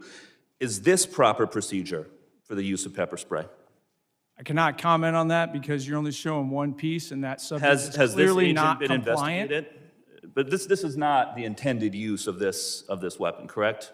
The intended use is to try to avoid escalating. It's to de-escalate the All right. situation. Well, he was already pinned to the individual ground by comply. 3 other agents. I think he had been de-escalated. Is there any investigation into this agent for doing this? I'll get back to you. There are several open investigations. All right, listen, there has been no accountability in your agency under the Trump administration. None. Your agency has repeatedly been caught on tape using unnecessary violence against civilians, and you can't even tell me if any of these agents have been investigated or disciplined. You are supposed to be making people safer, and instead, your agents are being unnecessarily violent. And that is why the Trump administration has lost the trust of the American people on immigration. Understand, it's not just the actions of the agents in the field, it is the lack of accountability from the top that has caused public trust to erode. And there need to be major reforms before we vote to give any of you any more funding. Your agencies need to act like other law enforcement agencies. Take off the masks, wear badge numbers, enforce discipline with real standards of conduct. But accountability starts at the top. Kristi Noem is completely unfit and should be removed from office. And all of the operations that we just watched were overseen by Commander Gregory Bavino, who himself engaged in excessive use of force. He even admitted that he lied to a federal judge when he claimed he had been hit by a rock prior to throwing a tear gas canister at a crowd of civilians. But then after the footage came out, and that turned out to be not true, he admitted that he had lied about it. Mr. Scott, what disciplinary action do you plan to take against Mr. Bavino? I cannot comment on personnel actions on any. Is there an investigation underway or being considered into Mr. Bavino? Every allegation and every use of force is fully investigated. Well, within please DHS. investigate him. Goes through a review You need board. to and then start enforcing discipline. in Gentleman's your time agency. has expired. I now recognize the gentleman from Alabama, Mr. Strong, for 5 minutes of questions. Thank you, Chairman Garbarino, Ranking Member Thompson, and thank you to all our witnesses for being here today. Let me start with the simple facts. The border is now closed. Fentanyl poisonings are down by more than 35%. I thank each of you for your service to our country. I remember in April of 23 when then Secretary Mayorkas testified before this very committee that the U.S. border was, and I quote, secure, close quote, and not open. At the same time, under his leadership, illegal alien population surged to over 11 million. They were coming from more than 160 different countries as migrants were released into our country by the millions. That's what the Biden administration, in concert with Secretary Alejandro Mayorkas, did to America. They sold America out. The consequences of their failures were predictable. When the United States failed to enforce its border, the winners are not legal immigrants or American communities. It's the cartels, drug smugglers, human traffickers, and violent criminals. We didn't need new laws to stop this crisis. We needed a president willing to enforce the laws already on the books. President Trump did exactly that. Another promise made, another promise kept. And today, the number of illegal aliens being released into our country is zero. Zero. That's what it took a president to make the hard decisions. And America is better because of it. So my question is straightforward. Commissioner Scott, was Secretary Mayorkas telling the truth when he testified before this committee that the border was secure? Consistent with my prior testimony, no, he was not. As you stated earlier, the underlying immigration laws haven't fundamentally changed in decades. What has changed is how different administrations choose to enforce these laws, particularly during the previous administration. It was 100% orchestrated to allow illegal aliens to invade our country under the Biden administration. From an operational standpoint, how important is consistency and enforcement for deterrence and border control?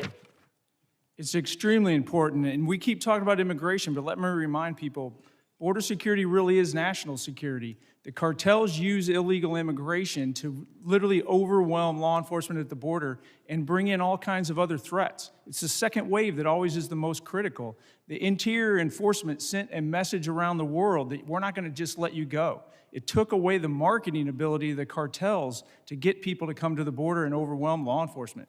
This all works together. It's critically important because it is national security. Thank you, Commissioner. The men and women of DHS deserve our respect and the ability to do their job effectively without mixed signals from Washington. I also want to be clear, I support the men and women who work every day to secure our borders and enforce federal immigration laws. But lately, we've seen growing strain on political rhetoric that goes beyond policy disagreement and targets the legitimacy of law enforcement itself. Rhetoric that puts a target on the backs of agents doing their jobs. Acting Director Lyons, we keep hearing calls from left-wing politicians to abolish ICE. Some, including many who should know better, have denounced federal law enforcement as secret police. How would you respond to these reckless attacks? Sir, I can speak from personal experience, having served multiple administrations, that the men and women of ICE are out there every day doing the law as it's written. What are the consequences of not enforcing federal immigration laws? Sir, if you look at what ICE has done, if you look at the amount of, as I said earlier, the amount of known and suspected terrorists that we removed from the country, we arrested 1,477 this year and removed 1,480. Just that impact alone, along with the 7,800 gang members, makes a significant impact on public safety and national security. Thank you. Turning to you, Director Edlow, the U.S. Citizenship and Immigration Service plays a role in administering legal immigration and protecting the integrity of the system. When immigration enforcement is undermined or treated as illegitimate, how does that affect USCIS's ability to manage lawful pathways, prevent fraud, and maintain public confidence in the legal immigration process? It makes it absolutely impossible, Congressman, and that's why we've done everything we can to administer that system now and to not cut corners that were previously cut during the last administration. Thank you. Mr. Chairman, I yield back. The gentleman yields back. I now recognize the gentleman from New York, Mr. Goldman. 5 minutes of questions. Thank you, Mr. Chairman. Mr. Lyons, what guidance have you given to your agents about asking people walking on the streets of America to show proof of citizenship? Sir, as I stated earlier, the men and women of ICE, deportation officers, special agents, we conduct targeted intelligence-driven operation. We don't walk around on the streets asking people about their American citizenship. Really? So all of those individual American citizens who have been randomly asked are lying. Is that what you're saying? Sir, if the men and women of ICE are conducting an investigation, whether it be for Title 8 immigration enforcement or Title 18 criminal enforcement, they'll ask someone their nationality. Right, but that's not targeted because they're asking all sorts of American citizens, including off-duty law enforcement. Now, have you directed at any point your agents under the Supreme Court's racial profiling ruling to only stop non-white people and those who look like immigrants to ask for their citizenship papers? No, sir, I haven't. Now, you are aware, of course, and there's well-documented, numerous well-documented instances of people, American citizens, being asked to show and prove their citizenship. Do you know what other regimes in the 20th century required similar proof of citizenship? Yes, sir. What? Sir, there was various nefarious regimes that did that. Is Nazi Germany one? Yes, but Is the Soviet Union one? I honestly, Sir, I'm asking the questions. Is the Soviet Union one? Yes, sir, but I totally, this is the wrong type of questioning. I'll tell you what the wrong type but of actually, thing sir, is. Sir, it's my Holocaust time. Museum Reclaiming my time, sir. If you want to go see Reclaiming my Nazism, time, that's what Mr. it is. Chairman. It's not the men and women of ICE that are out there doing it every day. So to say that the men and women of ICE are Mr. Chairman, I'm reclaiming my time. I would like my wrong. time back, please. Please give me another 15 seconds because he was unnecessarily speaking. You said in your opening statement that references to ICE as the Gestapo or the secret police encourages threats against ICE agents. 100%. The problem is you have it backwards, sir. People are simply making valid observations about your tactics, which are un-American and outright fascist. So I have a simple suggestion. If you don't want to be called a fascist regime or secret police, then stop acting like one. But people are simply just observing what they are seeing. And that's why people are making those comments. Now, I was a prosecutor for 10 years, prosecuted mob bosses, organized crime, violent criminals, the actual worst of the worst. Not a single criminal law enforcement agent that I worked with wore a mask to conceal their identity. But your department, which is a civil law enforcement agency, is defending the use of masks by your agents because of a so-called rise in threats and assaults against your officer. Now, you said in your opening testimony that assaults against ICE officers are up by more than 1,400%, which is now even more than the 1,300% that your gaslighting spokesperson, Tricia from Ohio, has recently been citing. But here's the problem.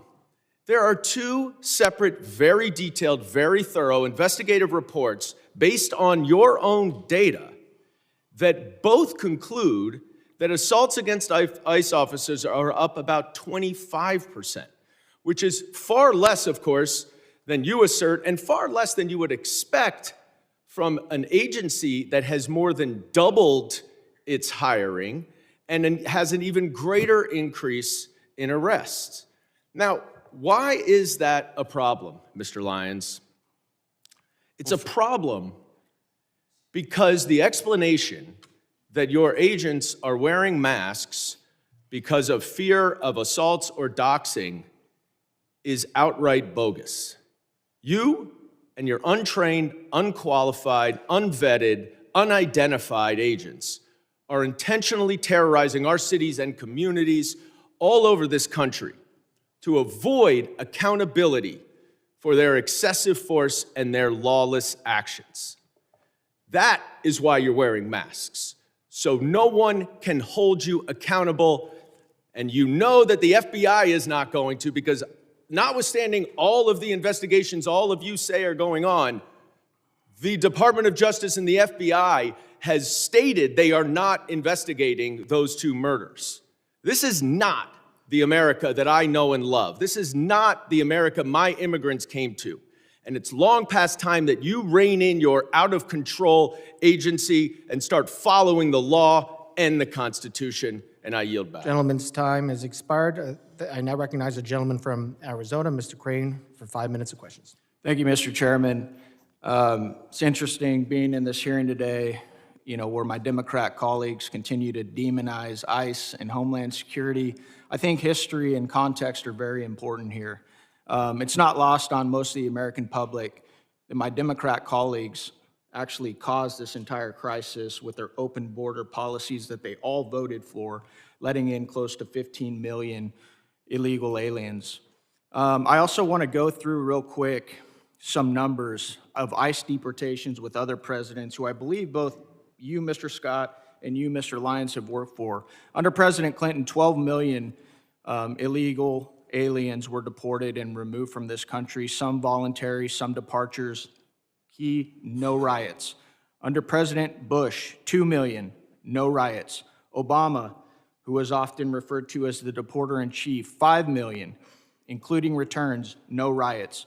President Trump in his first term, 2 million deported, no riots. President Biden, 4 million, including expulsions, varying by estimates, no riots. President Trump again this year, 625,000 with 2 million voluntary leaving through CBP Home App. Mr. Scott, can you explain why these other presidents that you work for, both Democrat and Republican, have deported far more people than this president and we've seen no riots? I would say it has a lot to do about rhetoric and misleading the American public about what's really going on and how important border security really is to this nation. Let's talk also about my Democrat colleagues and something they also supported, and that's these sanctuary cities. I think that's very important, and I don't think a lot of Americans really understand these sanctuary cities. Mr. Scott, Mr. Lyons, is it true that you would rather send your officers into a jail to get some of these illegal alien criminals? Is it safer for your agents and also the illegal alien criminal if your officers are able to go into a jail instead of having to go out and find them on the street? Mr. Lyons, I'll start with you. Yes, sir, it would be. You wouldn't see the amount of law enforcement officers involved in immigration operations. Right. How about you, Mr. Scott? I 100% agree with the director, and just as importantly, it would allow me to put more agents back on the border to prevent people from getting in here in the first place. Let's also talk about these riots. Mr. Scott, Mr. Lyons, do you guys remember any riots, when for some of these victims that were assaulted and victimized by illegal alien criminals like Nate Baker, Laken Riley, Fletcher Harris, Skylar Provenza, Ivory Smith? I've got a whole list of them. Do you remember any riots from our Democrats or their constituents when any of these American citizens were victimized by illegal alien criminals? No, sir. No, sir. Why do you think that is? Because that's the question that I get asked all the time. Congressman, why do the Democrats care more about illegal alien criminals than they care about these American citizens, many of them who are young, have their entire lives ahead of them, didn't show up to a protest, right, to obstruct federal law enforcement. They're just going about their daily lives and they get victimized by people who aren't supposed to be here. Why do you think they don't care about American citizens? I cannot speculate, but when I look at the chaos that it creates and the corrosive nature that it creates, I go beyond the politics of the United States and I look at our nation-state adversaries like Iran, Russia, and China, and their influence on social media to keep this negative discourse going. And I think this is a much bigger issue than we're actually admitting that it is in here. I want to tie this together to something that's very pertinent that's going to happen this week here in Congress, where the American people are going to see the bookend of what's going on. We are going to attempt to pass the Save America Act, okay? Which requires documentary proof of U.S. citizenship to register to vote. It imposes photo ID requirements to vote, and it penalizes officials who do not enforce these requirements. And you won't see most of these folks over here on the other side that are demonizing you guys right now. You will not see them support it. So they let millions and millions of illegal aliens into the country. They set up these sanctuary cities so you can't go enforce these federal laws that are on the books that Congress has passed. And now they won't vote to stop these illegals from voting in our elections. If the American people don't understand what this whole thing is about, it's about one word, and it always has been, and that is power. They want power, and they need these illegals to vote in our elections. That's why they don't care about the fraud either, because they need those votes as well. Thank you. I yield back. Gentleman yields back. I now recognize the gentlelady from Illinois, Ms. Ramirez, for 5 minutes of questions. Thank you, Chairman. My mother, a Guatemalan immigrant and an American, taught me that I have the responsibility to look evil in the eye and to fight it back. Mr. Lyons, Mr. Scott, Mr. Edlow, you have used your power to perpetrate great evil. And it's about time you answer this committee for the lawlessness that you've empowered and defended in your testimony. Mr. Lyons, I want to start with you. And I want to talk about ICE. Because under your leadership, ICE has shot and killed Silverio Villegas Gonzalez and Renee Good, violated nearly 100 court orders in January alone. You've used banned chokeholds in more than 40 cases, engaged in warrantless arrests despite of a consent decree, and you used children as bait to put 3,800 children in detention. You created traps for people at immigration court who were following the law and doing it the legal way. And you broke the law by entering into people's homes without a judicial warrant in violation of the Fourth Amendment. Now, let's talk about you, Mr. Scott, and CBP next. Under your leadership, CBP has attempted to execute Marimar Martinez, shooting her 5 times and not releasing the footage that you should release so that we can see the evidence, murdered Alex Preddy, used chemical agents dozens of times in Chicago after a judge ordered you to stop, conducted warrantless surveillance and racial profiling, and acted with total disrespect and disregard for the law while engaging in roving patrols, plate switching, dangerous traffic maneuvers, and observer intimidation. Again, criminals act with that total disregard for the law, and we continue to see it. You would both have us talk about respect for your mission and your agents, but your agencies are unaccountable, paramilitary forces, and I have just as much respect for you as I do for the last white men who put on masks to terrorize communities of color. I have no respect for the inheritors of the Klan Hood and the Slave Patrol. Those activities were immoral then and criminal, and so are yours. And that brings me to you, Mr. Edlow, and USCIS. Truly, USCIS is the most disappointing part of this whole panel for me. Mr. Edlow, let me ask you a question. Is USCIS's mission to uphold America's promise as a nation of welcome and possibility with fairness, integrity, and respect for all we serve? Yes or no? Is that the mission? Congresswoman, the mission is to administer the lawful immigration system. Okay, so let me move on. So it is not for the possibility of fairness, integrity, and respect. I get that. I want to tell you about Stephen, my constituent, Mr. Edlow. Stephen is a 14-year-old with autism who is seeking asylum. This child has spent 60 days in detention center after he was detained with his dad at a check-in. Let me ask you this. What kind of agency would strip asylum protections from children, even those with pending asylum claims, and deport minors without due process? You don't have to answer that. It's your agency, Mr. Edlow. You are doing that to Stephen, my constituent, an 8th grader. You have abandoned the mission and allowed USCIS to become a tool in DHS's abusive enforcement apparatus, Mr. Edlow. It is shameful to see what USCIS has become. As I've said before, DHS, ICE, and CBP, they're not really rogue.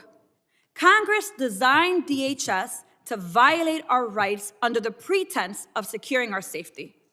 I'm gonna say it loud and clear, and I'm proud to stand by what I say. DHS cannot be reformed. It must be dismantled and something new must take its place. Because if we let DHS persist, it will continue to be a weapon that can be pointed at anyone the government considers the public enemy. And let me tell you, fascism always requires a public enemy. But the power of the people is stronger than the weapons they would wield against us. So Mr. Lyons, Mr. Scott, Mr. Edlow, you have weaponized the government. You have supported a fascist enterprise at the expense of our constitutional rights. You have violated the law. But let me remind you, you will not always be in power. One day, you will be held accountable for your role in this dark moment in America and our nation's history. I guarantee it. And with that, Mr. Chairman, I yield back. Gentlelady yields back. As I said, the issues we're debating here are important, ones that members feel deeply about. While vigorous disagreement is part of the legislative process, members are reminded that we must adhere to established standards of decorum and debate. Witnesses are here today voluntarily, and I will continue to remind members that while oversight is important, aggressively attacking witnesses personally is inappropriate and not in keeping with the best traditions of our committee. And I now recognize the gentleman from Oklahoma, Mr. Burkeen, for 5 minutes of questions. Thank you, Mr. Chairman. Thank you to the witnesses. I want to start with a display over my shoulders. And this is something that is not specific only to Oklahoma. This is something that every member of this committee, if you will go to the DHS website, every constituent of every member of Congress, if you're curious of really the dark days, I want you to go to the DHS website and I want you to look at those not far from where you live, moms and dads, the arrest of illegal aliens who were preying on minors. Just because of a really intentional act by Kate Bryan on my staff to go a couple of weeks ago and look just in eastern Oklahoma, on the right side of me here, just in eastern Oklahoma, I represent almost all the entirety of eastern Oklahoma. These are just the individuals, heinous acts, to include those with children. And yet I want to read you in a wider, to my left over here, what is happening in the state of Oklahoma. This person was picked up. Angel Nick, sexual exploitation of a minor. Renton Andrew, molestation of a minor. Chan Truding, child fondling. Feliciano Garcia, enticement of a minor. Caetano Lopez, statutory rape. Erasmo Avila, rape and lewd acts with a minor.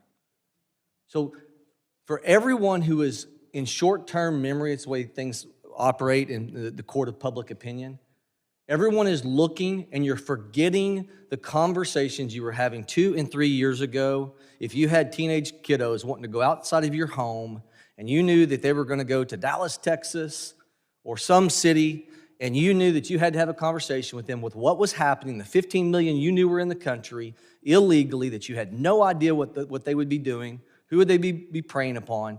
And moms and dads, don't you feel just a little bit safer if we're going to be gut level honest?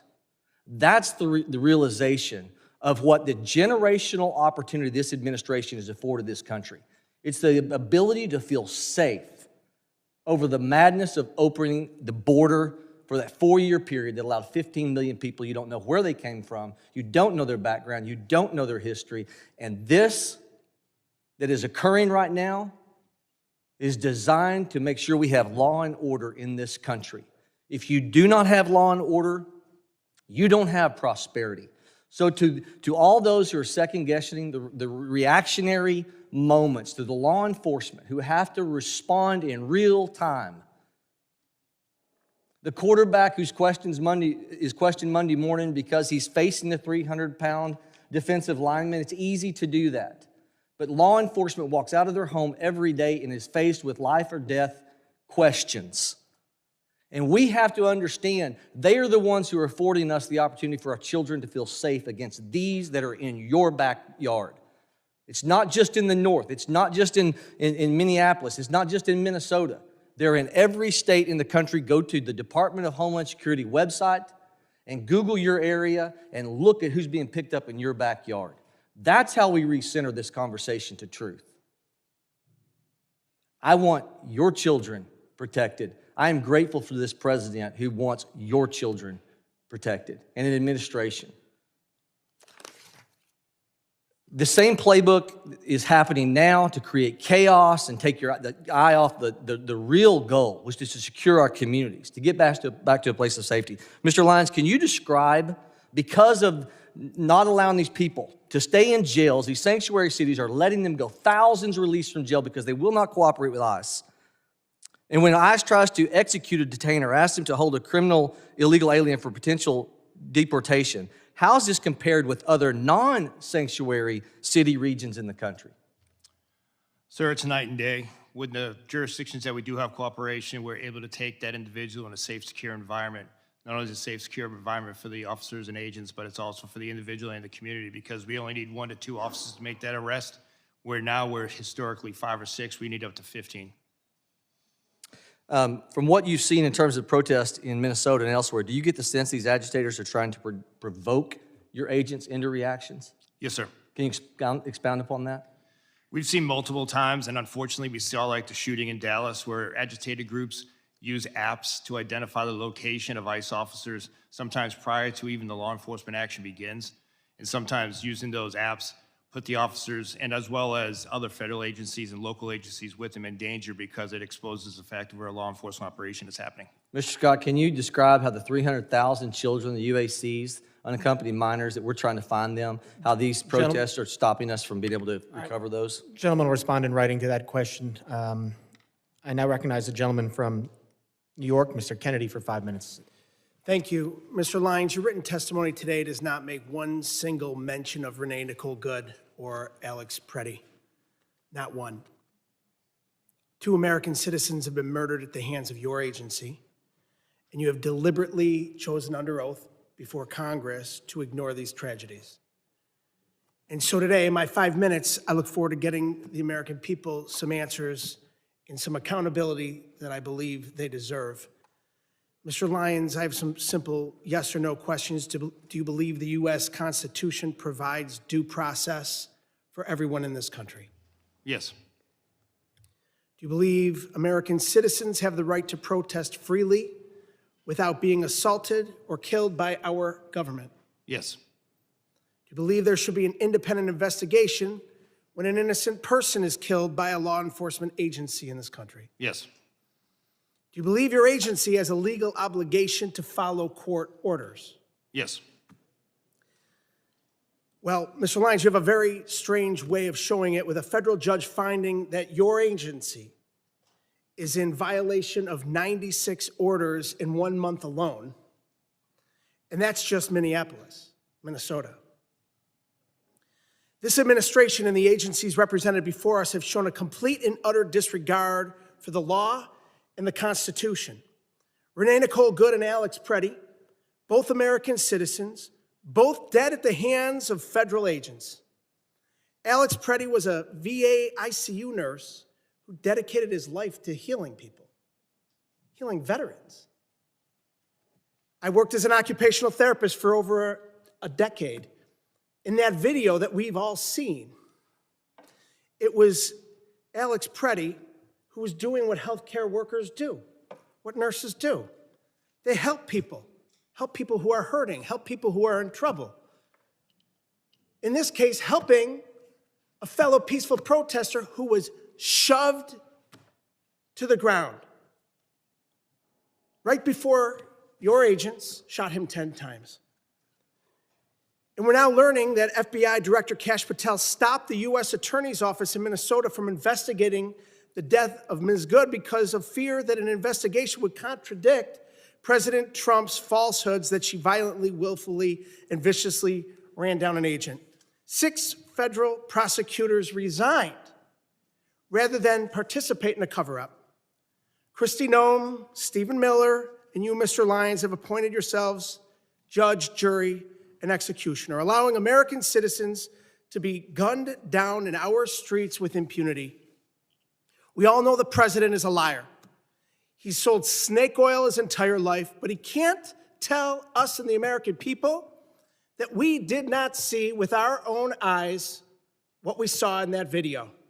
2 Americans shot dead in cold blood. The American people aren't stupid like he thinks we are.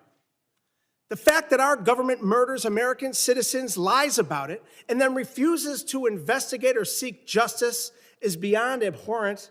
It's un-American. Mr. Lyons, in America, we shouldn't have secret police. We shouldn't have masked government agents executing citizens in the streets. The Constitution does not give your agency the right to hide their faces while they kill Americans. Will you commit, yes or no, to immediately unmasking every agent conducting immigration enforcement and requiring them to wear standard uniforms with identifiable badges? No. Well, that's a sad response. Your answer is completely unacceptable. People who are proud of what they do aren't hiding their identity.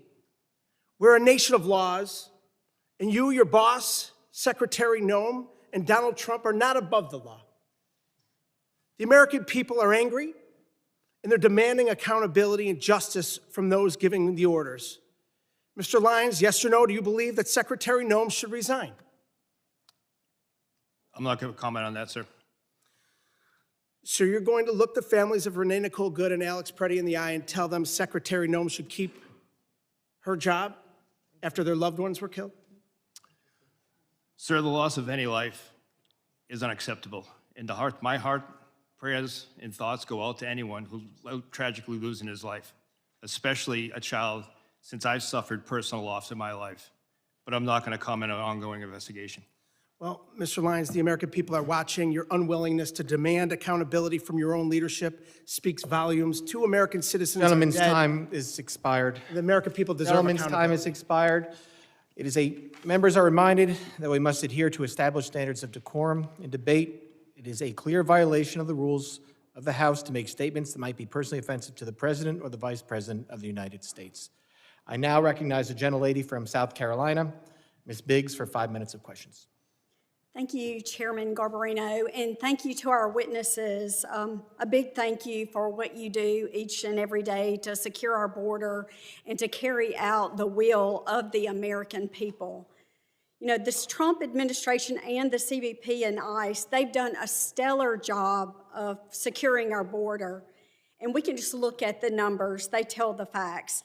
Crossings are down from a high of over 300,000 a month under President Biden to around 10,000 a month under President Trump. However, the lax border policies of the Democrats have flooded our country with tens of millions of illegal immigrants. This invasion was facilitated by sanctuary cities. Most cities will hand over criminal aliens with a deportation order to ICE, but sanctuary cities refuse to do so, often releasing them back into the public around our communities, our children, and making it unsafe. Cities like Minneapolis pick and choose which laws they want to enforce, and by doing that, they place our federal law enforcement in danger, forcing ICE agents to make arrests out in public, something that could be avoided if sanctuary cities simply cooperated with the federal law. At the same time, radical leftists have stirred hysteria over routine immigration enforcement, calling immigration officers the secret police and even the Gestapo. Let me be very clear. This rhetoric has consequences. Between 2024 and 2025, we saw a more than 16,000% increase in threats of assault against immigration officers, and over 8,000% spike in death threats targeting those who enforce our laws. In Minnesota alone, there have been over 60 threats and 20 assaults to ICE officers. Just think about that if you were going to work every day and had to deal with that. Sanctuary cities, they choose criminals over citizens. My bill, the Mobilizing Against Sanctuary Cities Act, would cut off every single federal dollar to any city that helps illegals instead of law enforcement. Mr. Lyons, my question is to you. Why should taxpayers fund far-left politicians who put your agents at risk? Ma'am, unfortunately, what we've seen over and over is just the fact that there's so much rhetoric out there against the work the men and women of ICE have done. Again, going back in my career, this is my second decade, multiple administrations, and it's never been like this. And the actual public safety impact that the men and women of ICE do every day is significant, and it should still be true for all 50 states. Thank you. So I want to take it a little closer to home. What's happening in my district, the 3rd District of South Carolina, it should alarm every single individual. These are real crimes committed by individuals illegally in our country, right here in our communities, confirmed by the Department of Homeland Security. We heard a little bit from my colleagues earlier. So let me just give you a few of the worst. Vehicular homicide, child cruelty and indecent exposure, armed robbery, assaulting a police officer with a weapon, and making terrorist threats. And I could go on and on. We're also seeing convictions for drug trafficking, burglary, forgery, repeated illegal re-entry, and more. And this is what I consider chaos. And it's the direct result of open border policies that put American lives at risk. But amid all of this, we're seeing true heroes step up. Our federal immigration officers are on the front lines of securing safety and prosperity for us and for our children. They've been given a difficult task, but they are up to the job and certainly meeting the demands. We stand behind our immigration officers and their historic mission to restore the rule of law to the United States. And right here at home, our local law enforcement is rising to meet the challenge, and I'm very grateful to them. So just look at Anderson County Sheriff's Department, which you'll see in the photo behind me, which recently seized 180 pounds of cocaine. That's 180 pounds of deadly drugs that will never reach our streets, thanks to the courage and commitment. So I just want to say thank you, and I'm grateful for the job that you do. Gentlelady yields back. I now recognize the gentlelady from New Jersey, Ms. McIver, for 5 minutes of questions. Thank you, Mr. Chairman and Ranking Member. Mr. Lyons, as the senior official lead in ICE enforcement, much of today's scrutiny falls on you, and it should. We have seen repeatedly that Republicans, Trump administration, its DHS, and your agency will do absolutely anything to avoid answering for your actions. When I showed up to inspect Delaney Hall, a private prison that you contract with, ICE tried not to give us an oversight tour. Then, instead of taking accountability for ICE's attempts to keep us from seeing this facility's conditions to know if people's basic rights were being upheld, this administration is doing all they can to try to put me in prison for 17 years. When ICE shot and killed Renee Good, Kristi Noem called her a domestic terrorist. When Alex Preddy, you all tried to tell us he was threatening officers with a gun, but all we saw was a phone. This administration's clear lies fell apart, not because someone had a come to Jesus moment, but because we saw these murders from every angle. You are only here because public outrage has become so unavoidable.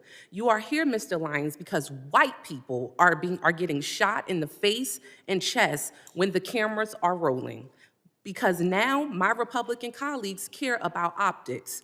But when Keith Porter Jr., a Black American citizen, a son, a father, and a man loved by many was killed by an off-duty ICE agent on New Year's Eve, there were no hearings. So this is for him today. In my district, Jean Wilson Brutus, a Haitian immigrant, a beloved family man, died within 24 hours of being in ICE custody. He is just one of more than 30 people who have died in ICE custody last year. This is for all of them. Every human being your rogue, out-of-control agency has hurt, hunted down, imprisoned, killed, and continue to hold hostage even after they have agreed to be deported. We know this administration doesn't care about protecting people or sparing lives. We all see so plainly what you are doing, what you have been doing to Black and brown folks, immigrants, people silenced in the shadows, now in broad daylight, to people peacefully rejecting your cruel agenda in the streets, which is their right to do. This is the despicable but predictable result of an agency that laughs at oversight, receives billions to deploy lethal force on our neighborhoods, and seems to believe that they are above the law and should be without accountability. This administration believes it can act first, explain later, or hell, never explain at all, as we see here today. You all seem to think you are the highest power who decides which people deserve dignity, protection, due process, but you are wrong. We are here for answers. We are here for accountability, and we are here because people are dying. Let me repeat that. People are dying, and you don't seem to care. So, Mr. Lyons, I've heard my colleagues ask many questions over and over again, and you cannot answer them. So let me ask you some questions that you may be able to answer. Mr. Lyons, do you consider yourself a religious man? Yes, ma'am. Oh, yes. Okay, well, how do you think Judgment Day will work for you with so much blood on your hands? I'm not going to entertain that question. Oh, okay, of course not. Do you think you're going to hell, Mr. Lyons? I'm not going to entertain. Of course not. How many government The gentlelady will agencies- suspend. The How many- gentlelady will suspend. Chairman? A gentlelady will suspend. As I said, the issues we're debating here are important to ones that members feel deeply about. Thank you, While Chairman. vigorous disagreement is part of the legislative process, members are reminded that we must adhere to established standards of decorum in debate. The witnesses are here voluntarily, and I will continue to remind members that while oversight is important, aggressively attacking those witnesses personally is inappropriate and not in keeping with the traditions of our committee. Mr. Chairman, I'm just asking a question. You guys are always talking about religion here in the Bible. I mean, it's okay for me to ask a question, right? But let me continue on. I got your note. All right, the gentlelady may resume. Thank you so much. Let me get back to my question, Mr. Chairman. Thank you. I appreciate you. How many government agencies, Mr. Lyons, are you aware of that routinely kill American citizens and you still get funding?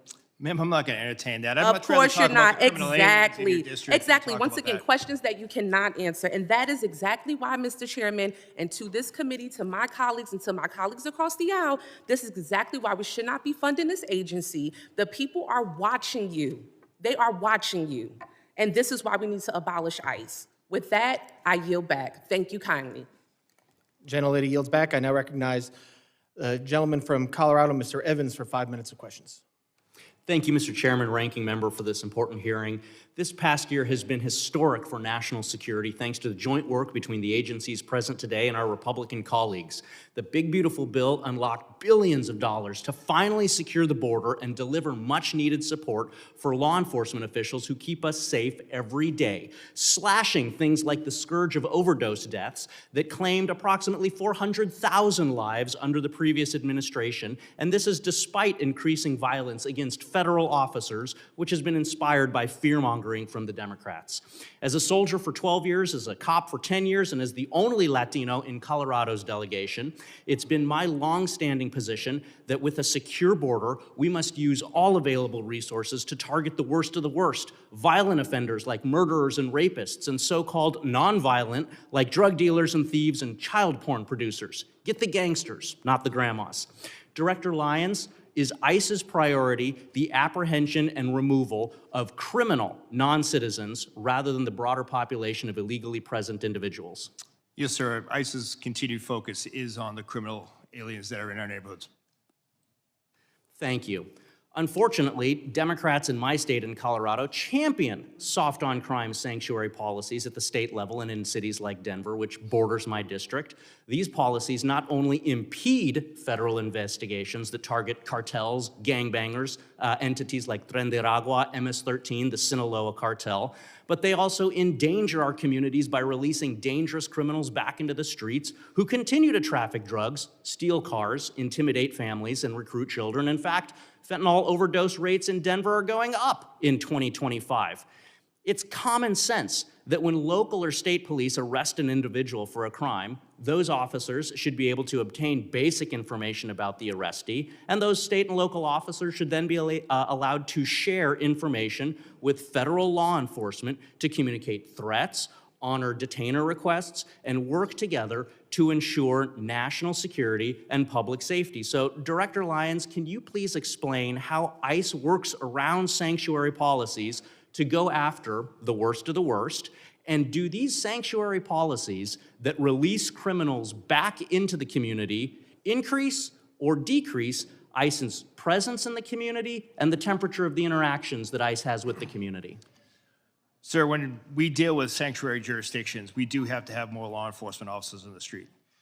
Like I said earlier in my testimony, we'd much rather have the chance to take a aggravated felon, repeat DUI offender into custody at a prison, local jail, or some type of lockup environment where it's safer for my officers and for not only the individual, but that community as well.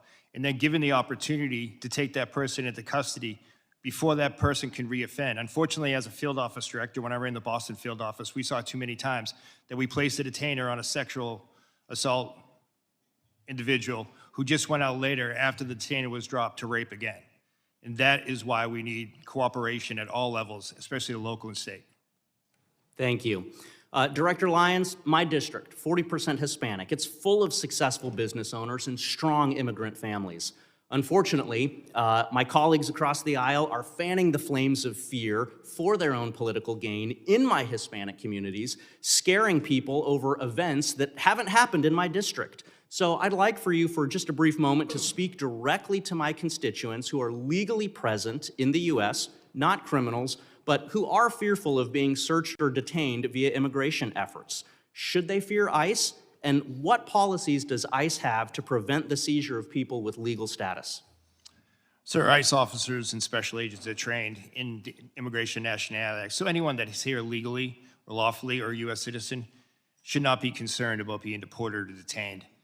Unfortunately, many times there are individuals that are with criminal illegal aliens.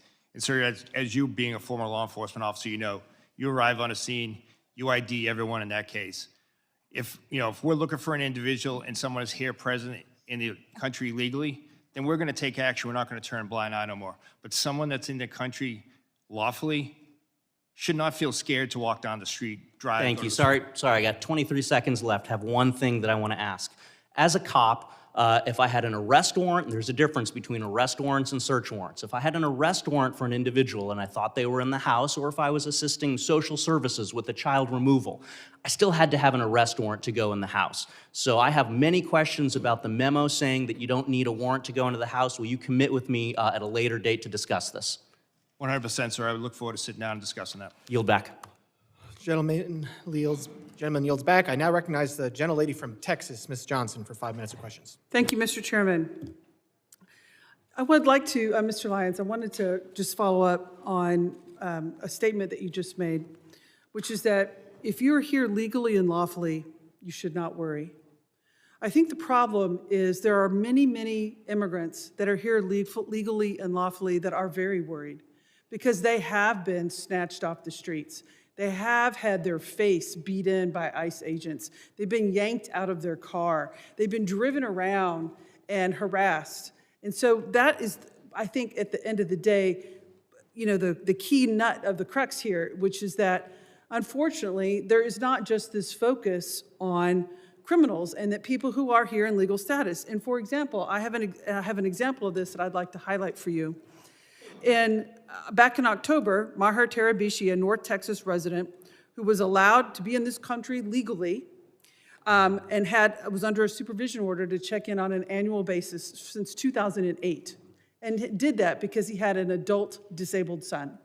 And so he was here working as an IT consultant and was here in legal process to take care of his adult legal son. He went to check into his appointment. It so happened to be at the time that the Dallas ICE office was closed due to the shooting. And so he was not able to check in.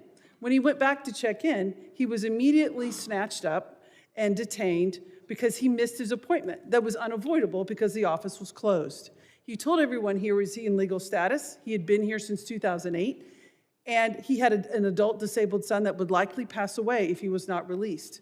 He was not released. His son died. And then to complicate it, he was not allowed to go and attend the funeral. And he's still in detention in the Bluebonnet facility in Texas. He is not a criminal. He has no criminal history. He was here legally. That is an unacceptable outcome. And I would like to know if you are willing to review his case and help us get his release, because he should not be in the Bluebonnet detention facility under these facts. Yes, ma'am. I'm committed to reviewing that case for you. I appreciate that. The other issue that I am really very concerned about is these warrantless entries into people's homes. It is a problem that is of epic proportion.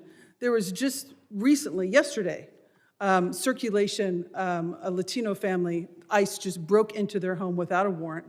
And there was an example where they arrested a man in his pajamas who had every right to be here as a U.S. citizen, but wrongfully snatched out in the freezing cold without a warrant to do so. The problem that we're having, nobody wants to see attacks on ICE agents, sir. But this is something I have brought up in this committee time and time again, which is, unfortunately, under your leadership and under Secretary Noem's leadership, this rogue brutality that ICE agents are inflicting upon the people of this country is not being reined in. It's not being, the agents who are abusing their power are not being held accountable.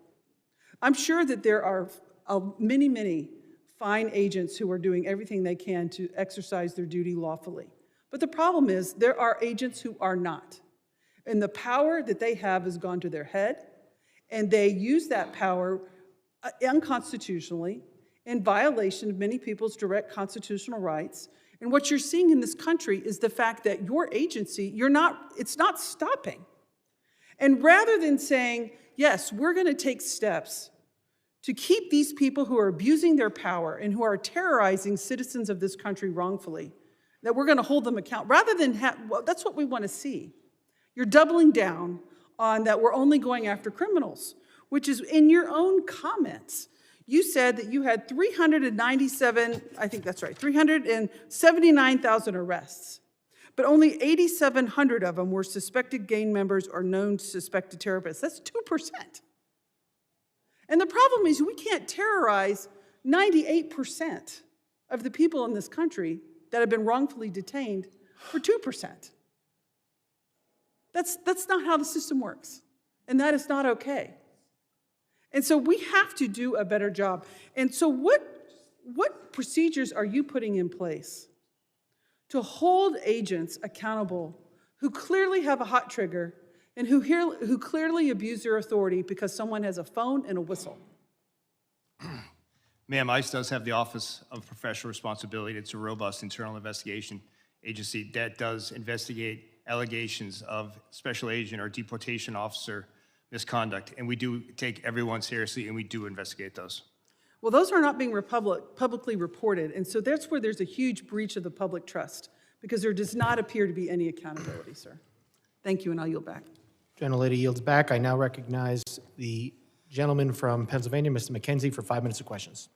Thank you, Mr. Chairman, and I appreciate all of our testifiers being here today. Before I begin, I would like to thank all of our members of law enforcement across the country who work every day to keep our communities safe, and also to their families that sacrifice. We know that it's a challenging job, and the environment is made particularly challenging by those who want to oppose our law enforcement from carrying out their lawful duties to keep everybody in our country and our communities safe.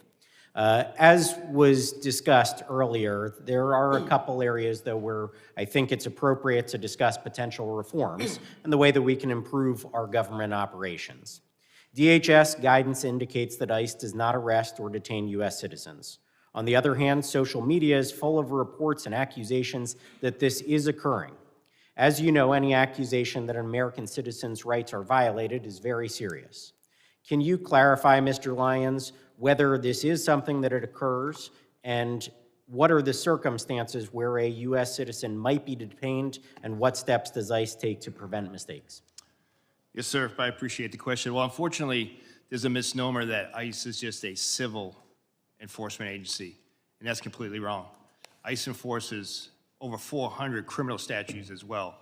Special agents, especially with the Homeland Security investigations, They're consistently out there doing human trafficking cases, drug cases, terrorism cases. And we do encounter U.S. citizens, and those who do commit federal crimes are arrested. But under Title VIII, no U.S. citizen is subject to civil immigration enforcement, and that just doesn't happen. There are multiple safeguards in that way, and if a U.S. citizen is detained in the course of an immigration investigation, they're quickly released. We don't take action on American citizens. If it does occur where a U.S. citizen is detained during the course of another investigation, how is that documented and conveyed to the public about the fact that this did occur and what the circumstances around that were? So, sir, if you say it's a separate investigation, if it comes to a criminal case, obviously a lot of those are under seal or ongoing investigations. We won't expose that. But we're transparent in the case when it comes to any U.S. citizens that's detained in any law enforcement operations that's subsequently arrested. I appreciate that. I think greater transparency could be beneficial for both the American public and everybody involved here if we clearly articulate what occurred in many of these instances. I've seen it myself when I'm looking into local issues in our community. There are oftentimes two sides to the story, and when it is actually conveyed what did occur and why it occurred, there's a greater understanding in our local community of the law enforcement activities that occurred. The second thing I would like to hit on is jurisdictions, which are sometimes referred to sanctuary cities. Not a clear definition, as we all know, but local authorities in our community. We have Northampton County, which does not honor ICE detainer requests for 48 hours and properly convey to ICE and law enforcement about the release of that individual, when that may occur, or even during that detainer period, allow ICE to come onto their property to make an arrest in a secure facility. Obviously, that leaves our community in a vulnerable position.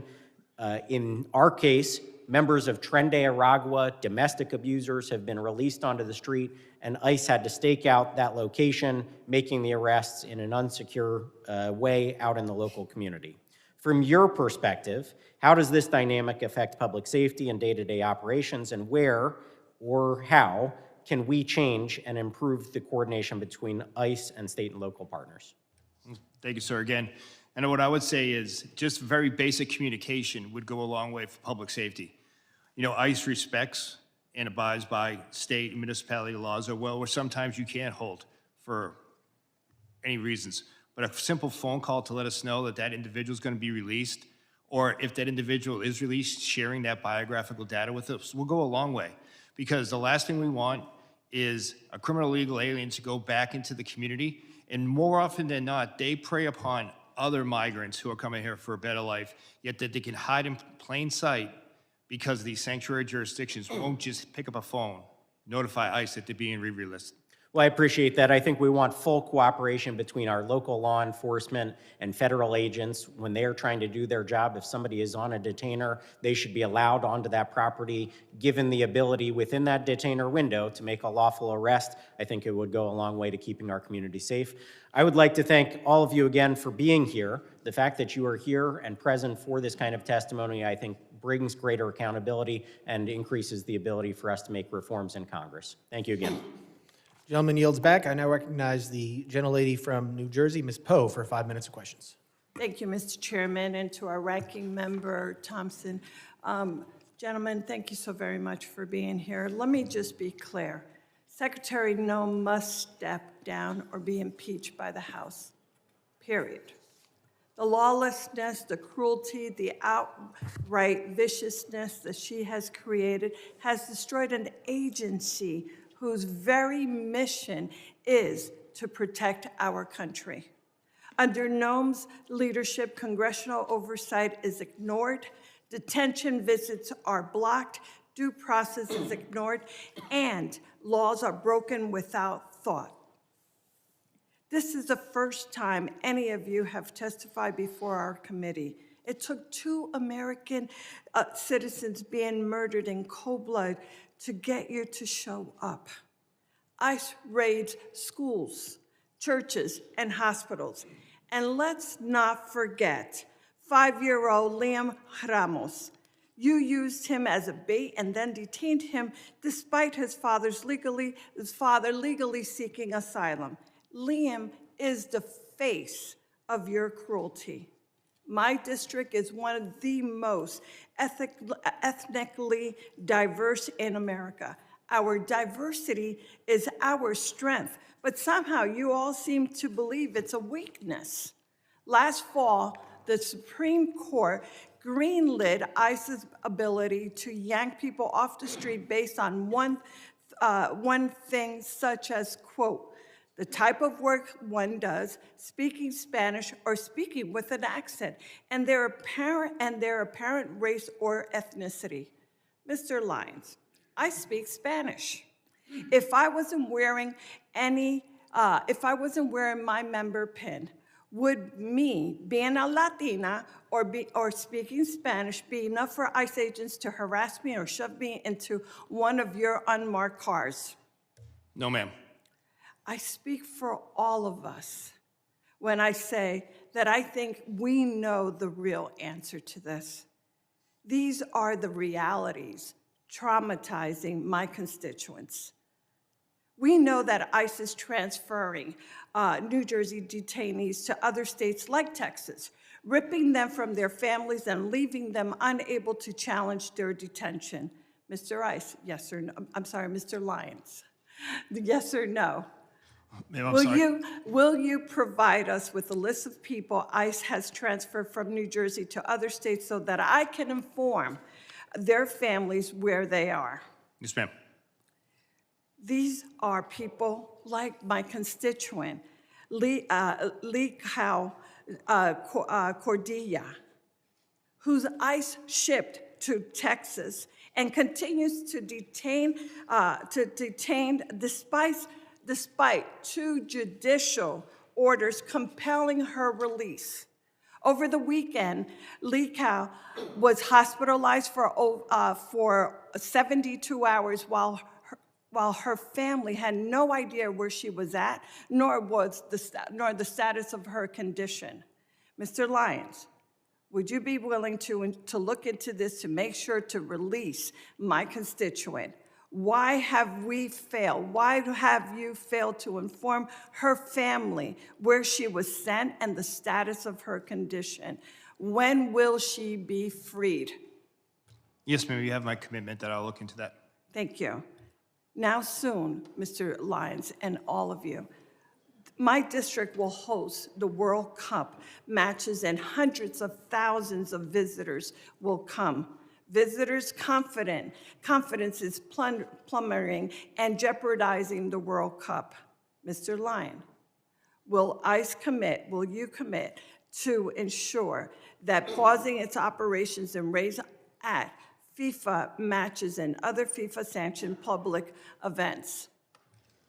Ma'am, ICE, specifically Homeland Security Investigations, is a key part of the overall security apparatus for the World Cup. We're dedicated to securing that operation, and we're dedicated to the security of all our participants as well as visitors. You realize that if they feel that they're going to be wrongfully incarcerated or wrongfully pulled out, that's going to hurt this entire process. I hope you realize that.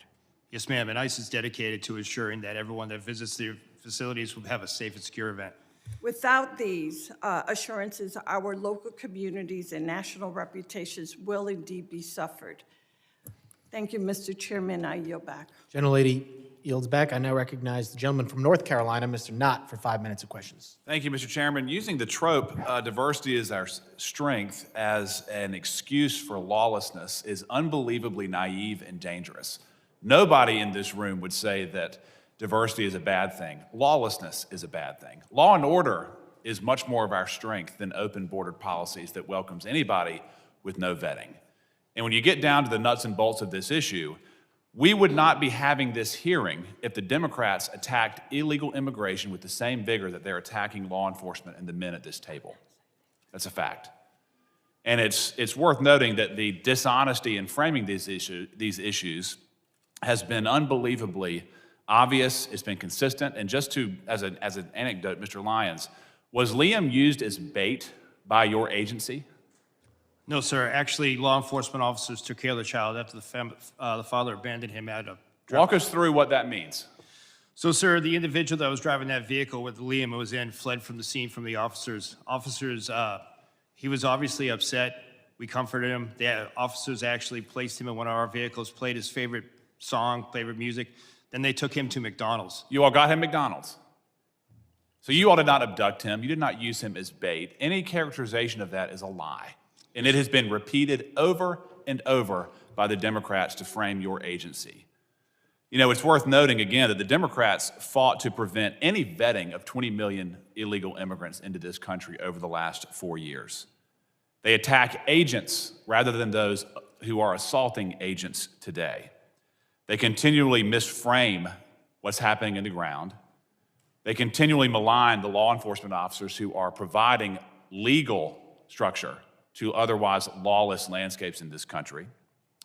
And it's worth noting that there have been roughly 2 million people in the country who have been removed in the last year, some voluntarily, and then some by forced deportations.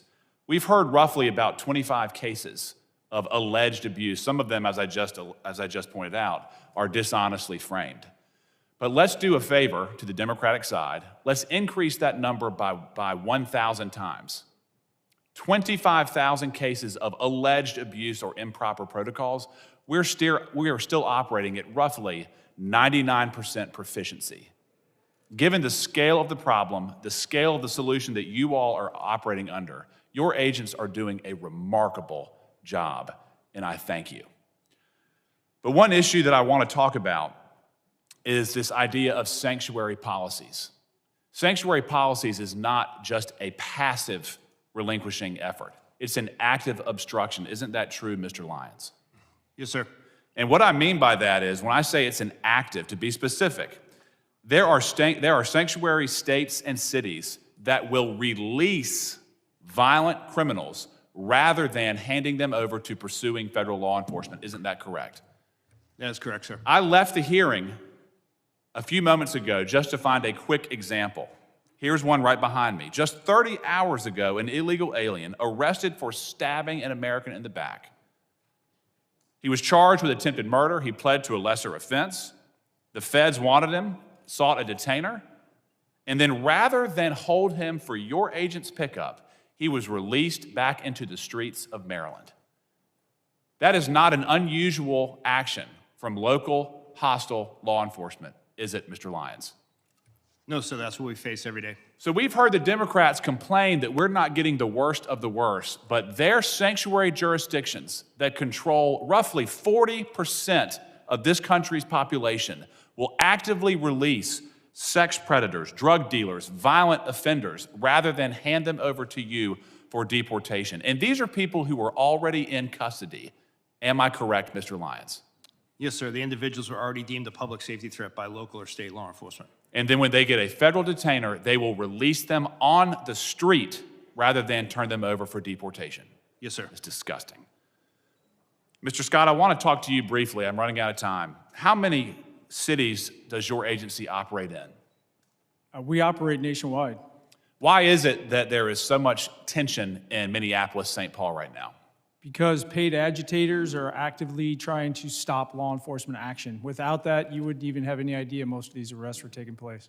In many parts of the country, local law enforcement assists your efforts to bring legal structure to these lawless areas. Isn't that correct? That's correct. And when order is maintained, you can do your job peacefully, correct? Correct. And all we've ever asked is for law enforcement to do their job, not necessarily. In Minneapolis, St. Paul, local law enforcement in some cases have been prohibited from maintaining order so you can do your job. Isn't that correct? Correct. Gentleman's time is I yield back. expired. Thank you. I now recognize a gentleman from Virginia, Mr. Walkinshaw, for 5 minutes. Thank you, Mr. Chairman. Director Lyons, your opening statement referenced the importance of protecting children, and I'm glad to hear your commitment to that. I want to focus on one of President Trump's mass deportation policies that the experts say harms children: child detention. In this administration, under your watch, ICE has booked nearly 4,000 children. And 1,000 of them have been held longer than the court-ordered 20-day limit. Recently, ProPublica obtained handwritten letters and drawings from children detained by ICE. These are letters from children describing what it feels like and what it does to them when the government locks them up. This is Ariana. She's 14 years old. detained for 45 days. Since I got to this center, all I feel is sadness and mostly depression. This is Mia, 7 years old. I don't want to be in this place. I want to go to my school. This is Scarlett, 17 years old. I feel very bored and overwhelmed because I am locked up. This is Gabby, 14 years old. I feel so much sadness and depression of not being able to leave. This is Maria, 9 years old. Me and Dilly am not happy. Please get me out of here. This is a 12-year-old going to the doctor, and the only thing they tell me is drink more water. The water here is what makes people sick. And this one got me, Mr. Lyons, because this is a 5-year-old, Luis Annie. My son's 5. He can't write many words, but he can communicate through drawings like this. This is a picture of Luis Annie's family. And you might be able to see that none of the faces are smiling. Child detention is not required by law. You know that. It's not the only option available. And it's not effective. We know that community-based alternatives can ensure compliance with proceedings without traumatizing these children. Yet, you continue to detain and hold children for weeks or months, depriving them of school, stability, leaving them afraid, sick, and confused. And one of the key reasons for your mass detention, including the detention of Liam and his father, is to pressure people to give up their legal opportunities and pathways to remaining in the United States. Liam's father was following the rules, following the legal process with a valid claim. Let me be clear. No child, not Liam Ramos, not Gabby, or any of these children should be used as pawns in Stephen Miller's sick and twisted Great Replacement agenda. Mr. Lyons, in 2025, the British Journal of Psychiatry analyzed all of the data on the impact of immigration detention on children's health. Have you read that study and analysis? No, sir, I haven't. You're the director of you are not familiar with that literature. No, sir. You could tell me, I'm sure, chapter and verse on the tactics and the equipment that your agents use, military-style equipment across the country in American cities, but you don't know anything about the literature of the impacts of your policies on children. You haven't read it. No, sir. The Flores Agreement, I'm sure you know that, sets a 20-day limit on detaining children. You and the Trump administration are trying to terminate that agreement. How long would you like to hold children? 20 days, 40 days, 60 days, 100 days? What's the right number, Mr. Lyons? So we wouldn't like to hold any children. We would like to remove that family unit together safely and humanely and as quickly as possible. Thank you. Since you haven't read the literature, let me tell you what it says. Detention harms children. No period. No period. Not 20, 40, 75 days that you're holding children can be deemed safe. All detention of children has adverse impacts and is profoundly detrimental. Your policies are profoundly detrimental to children. I yield back. Gentleman yields back. I now recognize the gentleman from California, Mr. Fong, for 5 minutes of questions. Thank you, Mr. Chairman. Thank you all for those who are here testifying. I want to thank you to you and your teams and your personnel for what you do. Commissioner Scott, you mentioned in your testimony, national security cannot exist without effective border security. Couldn't agree more. Everyone on your teams are doing tremendous work under difficult conditions, and I want to thank you all. I do want to ask and dive in a little deeper as a Californian on the dangers and the consequences of these sanctuary policies. Director Lyons, I was in the state legislature in 2017 when sanctuary state policies were put in California. I opposed SB 54 because at that time, and everything has proven to be true, it was outlined that the impact on ICE and Border Patrol agents was that there would be reduced information and access, agents would be conducting higher risk enforcement operations, and that there would be operational constraints when it comes to limiting cooperation between state and local law enforcement. I wanted to get your perspective, Director Lyons, and I'll go to you, Commissioner Scott, as well. Can you give specifics on how these sanctuary state policies impact your operations in real time compared to non-sanctuary operations? Well, sir, for ICE, what I would I'll refer back to what we talked about earlier in my testimony, the fact that when state or local or county agencies don't cooperate with Immigration and Customs Enforcement, it forces us to go back out to the community, which we don't want to do. It also increases the number of assets we have to put towards that arrest. Like I said earlier, I would much rather send 1 or 2 agents or officers to make that arrest in a safe, secure location rather than being out in the street. It's safer for everyone involved. And before I go to you, Commissioner Scott, and answer, I just want to let everyone know, in California, and I think it was just reported a couple of days ago, there were currently 33,179 illegal aliens in the custody of California jurisdictions with active detainers. The crimes of these aliens include 399 homicides, 3,313 assaults, 3,171 burglaries, 1,011 robberies, 8,380 dangerous drug offenses, 1,984 weapon offenses, and 1,293 sexual predatory offenses.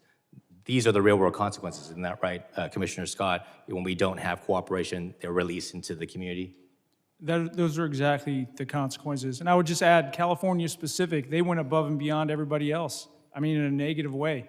They prohibited state and locals when they saw a crime taking place in front of them from sharing that information with us. San Diego, for example, right after that law was passed, a highway patrol pulled over a U-Haul van, and it was a smuggling event, probably a human trafficking event. A Border Patrol agent just happened to roll up on it and found out, luckily, but that highway patrol was disciplined and actually investigated internally, and that sent a chilling effect across the entire state of California, that not only can you not actively help us, you couldn't even pass information to us in a normal course of duties. Border security law enforcement's a team sport. We need to be working together, not against each other. Now, can you explain what would have happened, and I think you alluded to it, but what would have happened prior to that if there was local and state coordination with federal law enforcement? On a daily basis, especially along the southwest border, and let's not forget, and the coast, because we have boats coming in, when a state or local agency would see illegal activity that they could take action on, and then they saw a federal crime, they would contact us. It happened all the time, and that completely ceased to exist when SB 54 was passed. And these crimes, of course, as you mentioned before, if you go into specifics, I mean, this is trafficking, both humans and drugs. This is rape, assaults. I mean, anything. You're telling me that if any of those crimes occurred, if right now in California, if someone witnessed it, if a state law enforcement or local law enforcement witnessed these crimes being committed, they could not notify you. They have some felony exceptions, but in most cases, you don't know until you start asking questions if it's just a smuggling event or a human trafficking event. Until you actually pop the trunk of the vehicle or the back of the car, you don't know what commodity is back there, if it's people or something else. It put a chilling effect beyond the actual written language on any kind of cooperation in the state. Well, I want to thank you for that. Yes, there were some exceptions when it comes to felonies, but someone who lives in California and was there for the discussion and debate, everything we warned about when it came to sanctuary state policies and the consequences to our community and the consequences to public safety, they have come true. And that is sad and unfortunate, and we need to undo those policies. So I want to thank you all for your leadership and testimony and your work. Thank you, and Mr. Chairman, now you back. Gentleman yields back. I now recognize the gentleman from Louisiana, Mr. Carter, for 5 minutes of questions. Mr. Chairman, thank you very much. And to our witnesses, thank you for being here. What we've heard today and seen play out in the streets of this nation for the past year, straight out of the Trump administration's fascist playbook. Cheat, murder, lie about it, practice the art of mass distraction. The American people are not happy about this. This administration's officials are sitting before us. 2 people are dead. I understand that there's an investigation and you cannot go into the details about that. But there certainly appears to be no shame on the part of these officials who've undoubtedly watched some of your officers conduct themselves in ways that I know you don't condone. Not as law-abiding people, right? So I got to give you the benefit of the doubt. And I can't understand why you show no shame, no contrition, no remorse for the human lives that have been lost, or for the trampling of the Constitution and the tearing apart of the moral fiber of our nation. They think, apparently, you think, apparently, you've been coached, apparently, you've been called out of the room with a forced break to be told to be more aggressive, to push back against questions. The American people saw that happen. The American people watched as you all looked at each other. Oh, I didn't ask for a break. And clearly you were called in the back to be coached. A halftime locker room pep talk. This isn't a game. These are people's lives. We should all be, you should be, your officers should be held accountable that no one is above the law. No one can evade the Constitution. No person can evade what is right, even though you think that Donald Trump will protect you, and maybe he will for now. But there will be a time that you have to answer these questions. And while you have worked on many administrations, and it's been asked, you worked on different administrations, what's different? I'll tell you what's different. The approach of how you conduct it, your search and seizure. The reason there were so many others and they were not riots was because people were not being trampled. You had trained officers who knew the art of de-escalation. They understood the rule of law. They understood the Constitution. Yet now we continue to hear lies. Last year, I took members of Congress on an oversight visit to ICE facility. We were told certain things that turned out to be patent lies. They told us things that we witnessed within moments of being there to not be true, yet we continue to hear you and some of my colleagues suggest, don't believe your eyes, don't believe your ears, just trust us. Well, the American people can see. And this notion that Democrats don't want enforcement, those are talking points that are wrong. We want rapists and murderers off the street. We want the bad, the worst of the worst, to be arrested and to be deported if they aren't supposed to be here. What we don't want is citizens running down the street being chased by ICE agents, people being shot on the streets by rogue officers who are in fact American citizens. What we don't want is to see people like Ms. Good or Mr. Pretty simply doing what we often say, if you see something, say something. We don't want to see people dying on the streets. So let me ask you a quick question. Mr. Lyons, has ICE ever detained an American citizen such as they are not free to leave, whether it is on the sidewalk, the street, or thrown into the back of an ICE vehicle because they looked or sounded a certain way, even though they said they were American citizens? Yes or no, quickly, I only got 38 seconds. No, sir. That's never happened before. That we've arrested one? No, sir. We've detained individuals to verify identity, but we haven't arrested or deported. No, sir. Detain, arrest, check it out. It's Yes, sir. the same thing, right? All right. What does an undocumented person look like or sound like? Does it look like Mr. Garbarino? Does it look like me? Could look like anyone, sir. Okay, well, how are you training your people? Because you've said and others have said, if they sound a certain way, they look a certain way, we're going to stop them. That was quoted by your people. What do you say to that? Sir, what I say is that ICE does criminal targeted enforcement based on intelligence, and we don't use the color of skin or accents for that. So the person who said that was wrong? Yes? We'll let the gentleman get that answer in writing. His time has expired. We will now recognize the gentleman from Tennessee, Mr. Van Epps, for 5 minutes of questions. Thank you, Mr. Chairman, for holding this hearing and to our witnesses for testifying today. I want to commend the job the Trump administration and you gentlemen are doing to secure the border, enforce federal immigration laws, and keep dangerous criminals off our streets. Under President Biden, we saw unprecedented levels of illegal immigration, and many of those who came across the border were connected to transnational criminal organizations and have continued to commit crimes while in the United States. Despite doing everything they could to secure our borders, our brave CBP officers and Border Patrol agents were undermined at every turn by the Biden-Harris administration. Yet under President Trump, CBP, Border Patrol, and ICE have been empowered to do their job and fulfill their mission. As a representative from Tennessee, I can't help but compare operations in Minneapolis to those in Memphis. Federal law enforcement operations in Memphis have been successful by every standard and metric, with Memphis State Task Force arresting over 6,000 people.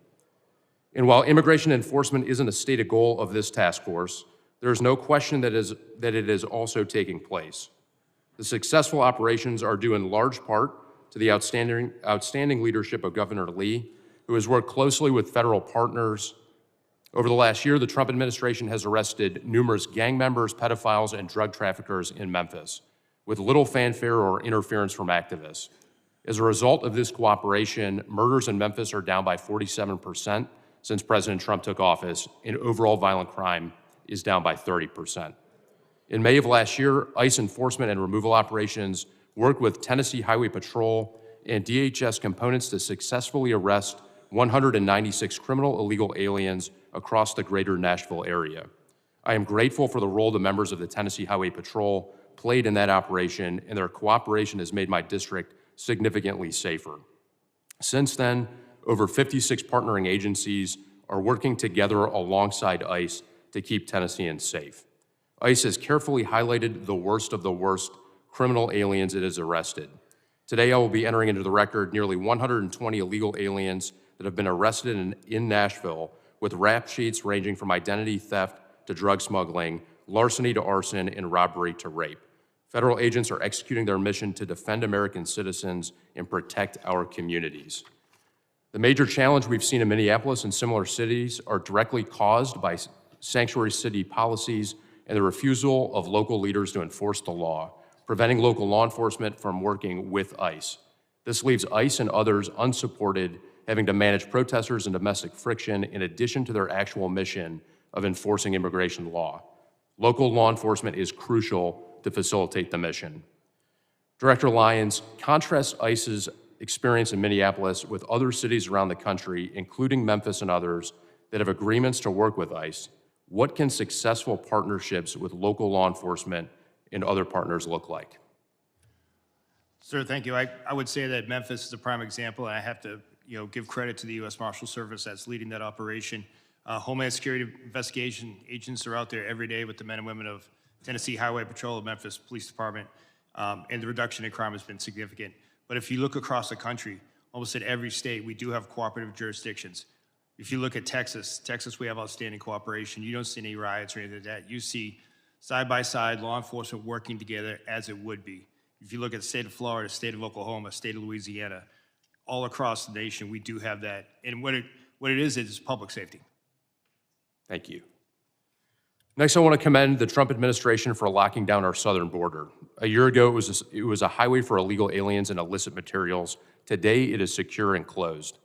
Commissioner Scott, as Congress and the Trump administration enabled DHS to secure the southern border, how are cartels and other criminal organizations adapting to effective border enforcement? They're going to continue to push back. I think some of it is in these protests, because if we can shut down interior enforcement, that allows them to basically market their goods, if you will, to smuggle people in. And they need those people to be distractions, because without it, they have to start digging million-dollar tunnels.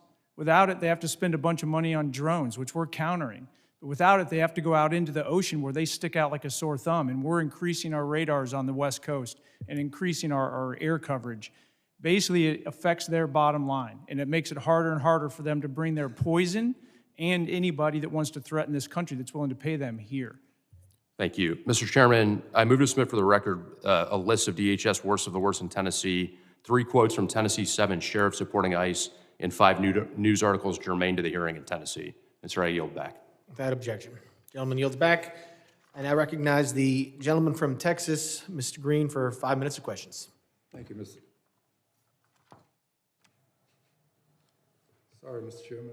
Can you hear me now? Is it? The microphone right there. Well, will you give me a moment to get a bit closer, please? Thank you, Mr. Chairman, and I say it sincerely. I believe this is a most valuable hearing, and I'm honored that the ranking member would be here with us to accommodate us, as is the case with you. Mr. Lyons, is it true that you have a criminal justice degree, a bachelor's degree in criminal justice? Yes, sir, it is. Is it also true that you have a master's degree in criminal justice leadership? Yes, I do. And would you, as a professional with 2 degrees in criminal justice, indicate to us that if an officer commits murder, that officer should be prosecuted? Sir, any law enforcement misconduct needs to be investigated and prosecuted. Investigated and prosecuted. And have you seen the widely published video of the killing of Mr. Alex Preddy? Yes, sir. And sir, my assumption is that if I ask you whether this was an injustice, you would say you cannot comment because of an ongoing investigation. Is that a fair statement? Yes, sir. And what is the rationale for not responding to an ongoing investigation? Sir, I don't want to impede or prejudice the investigation. No, not this one. Any, in your profession now, but any investigation. What's the rationale? Not this one, any. Same for any investigation, sir. I don't want to. You would not want to I don't want to tell us- bias or put my finger on the scale of any investigation. You not. What's the rationale for your not testifying about it is my question. I don't understand your question, sir. What does the law say? What is the rationale? What harm would it do if you testified? Because I don't have the full facts of the case yet, sir. Exactly, that's what I expected you to say. You don't have the full facts. Thank you. And I assume you would agree with this, Mr. Scott, is this true? Yes, sir. And Mr. Edlow, you would agree? I assume so. I'm not a professional in law enforcement. Well, I'm but an you're a attorney. professional person with a degree of intellect such that you can comment on whether or not. Well, I this certainly cause would harm. not comment on anything. Not a specific case. We're talking about now any case. Would you agree that it would cause harm for you to testify before there's an investigation? Certainly without having all the facts. All right, surely you would agree. Which brings us to Secretary Noem. Secretary Noem accused Mr. Preddy of brandishing a firearm while wishing to inflict harm on the officers. Secretary Noem. Same rules that apply to you apply to Secretary Noem. Accused this gentleman, Mr. Preddy, of brandishing a firearm.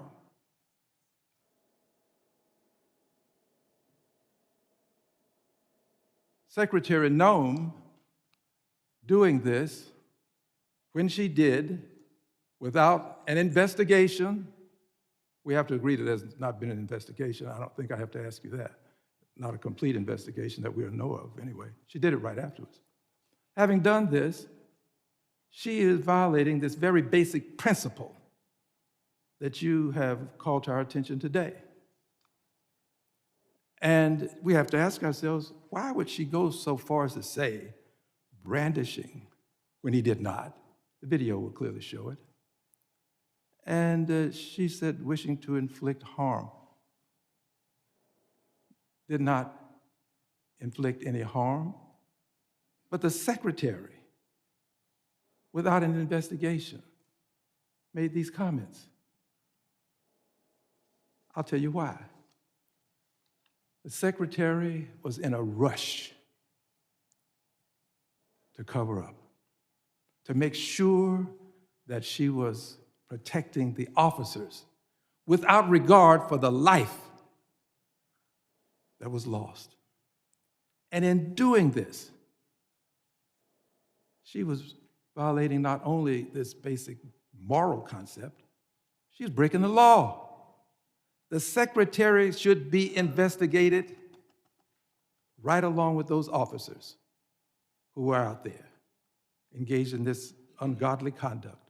She should be investigated And in my opinion, based upon my observation, secretary should not only be investigated, the secretary should be prosecuted, right along with those officers. This man did not brandish. This man was not armed. This man did not attempt to hurt those officers.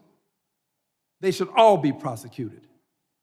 And you, persons associated with the Trump Gentleman's time administration, say has lock her expired. up. I say lock her up. Gentleman's time has expired. I now recognize the ranking member for UCs. That's correct, Mr. Chair. Mr. Chairman, I ask unanimous consent to insert two statements for the record. One submitted by the Refugee Council USA and the other from the Baptist Joint Committee on Religious Liberty. Without objection. Mr. Chairman, on behalf of Ms. Ramirez, I ask unanimous consent to include in the record three articles. One, a Chicago Sun-Times article describing how U.S. Border Patrol has separated a family. Number two, an ABC 7 Chicago article that describes how ISIS warrantless arrest in Chicago has been ruled unlawful by a federal judge. And third, a ProPublica article documenting how immigration agents are using banned chokeholds and other moves that can cut off breathing. Without objection. Mr. Chairman, I ask unanimous consent to insert in the record the following articles. A CBS News article that states that contrary to the administration's claim, only 14% of those arrested by ICE had violent criminal records. An NPR story about a DHS memo that says ICE can enter people's home without a judicial warrant, which has alarmed members on both sides of the aisle. An article from the Marshall Project that alleges that there are thousands of kids in detention, many for longer than the court prescribed limit. An article from the Independent about a sick 5-year-old, Lame Ramos, asking for his mom in a detention center, which rebuts testimony we heard today that ICE was taking good care of him. A report from the Center for Election Innovation and Research updated this month that found that non-citizen voting is rare and allegations of the practice are a result of misunderstandings or fabrication. An article from the AP, which highlights that federal authorities are monitoring and tracking individuals who criticize immigration enforcement operation. A report from the Brennan Center titled, ICE Wants to Go After the Sinners as Well as Immigrants. A report from The Guardian that describes the terrible condition in ICE facilities and that ICE denied urgent medical care to a 10-year-old. Without objection. I want to thank, gentleman kneels back. I want to thank the members, or the witnesses for being here tonight, and all the members for their questions. Members of the committee may have some additional questions for the witnesses, and we ask that the witnesses to respond to these in writing. Pursuant to Committee Rule 7E, the hearing record will be held open for 10 days. I want to let the audience know that please still be seated while the witnesses and their teams leave. Without objection, this committee stands adjourned.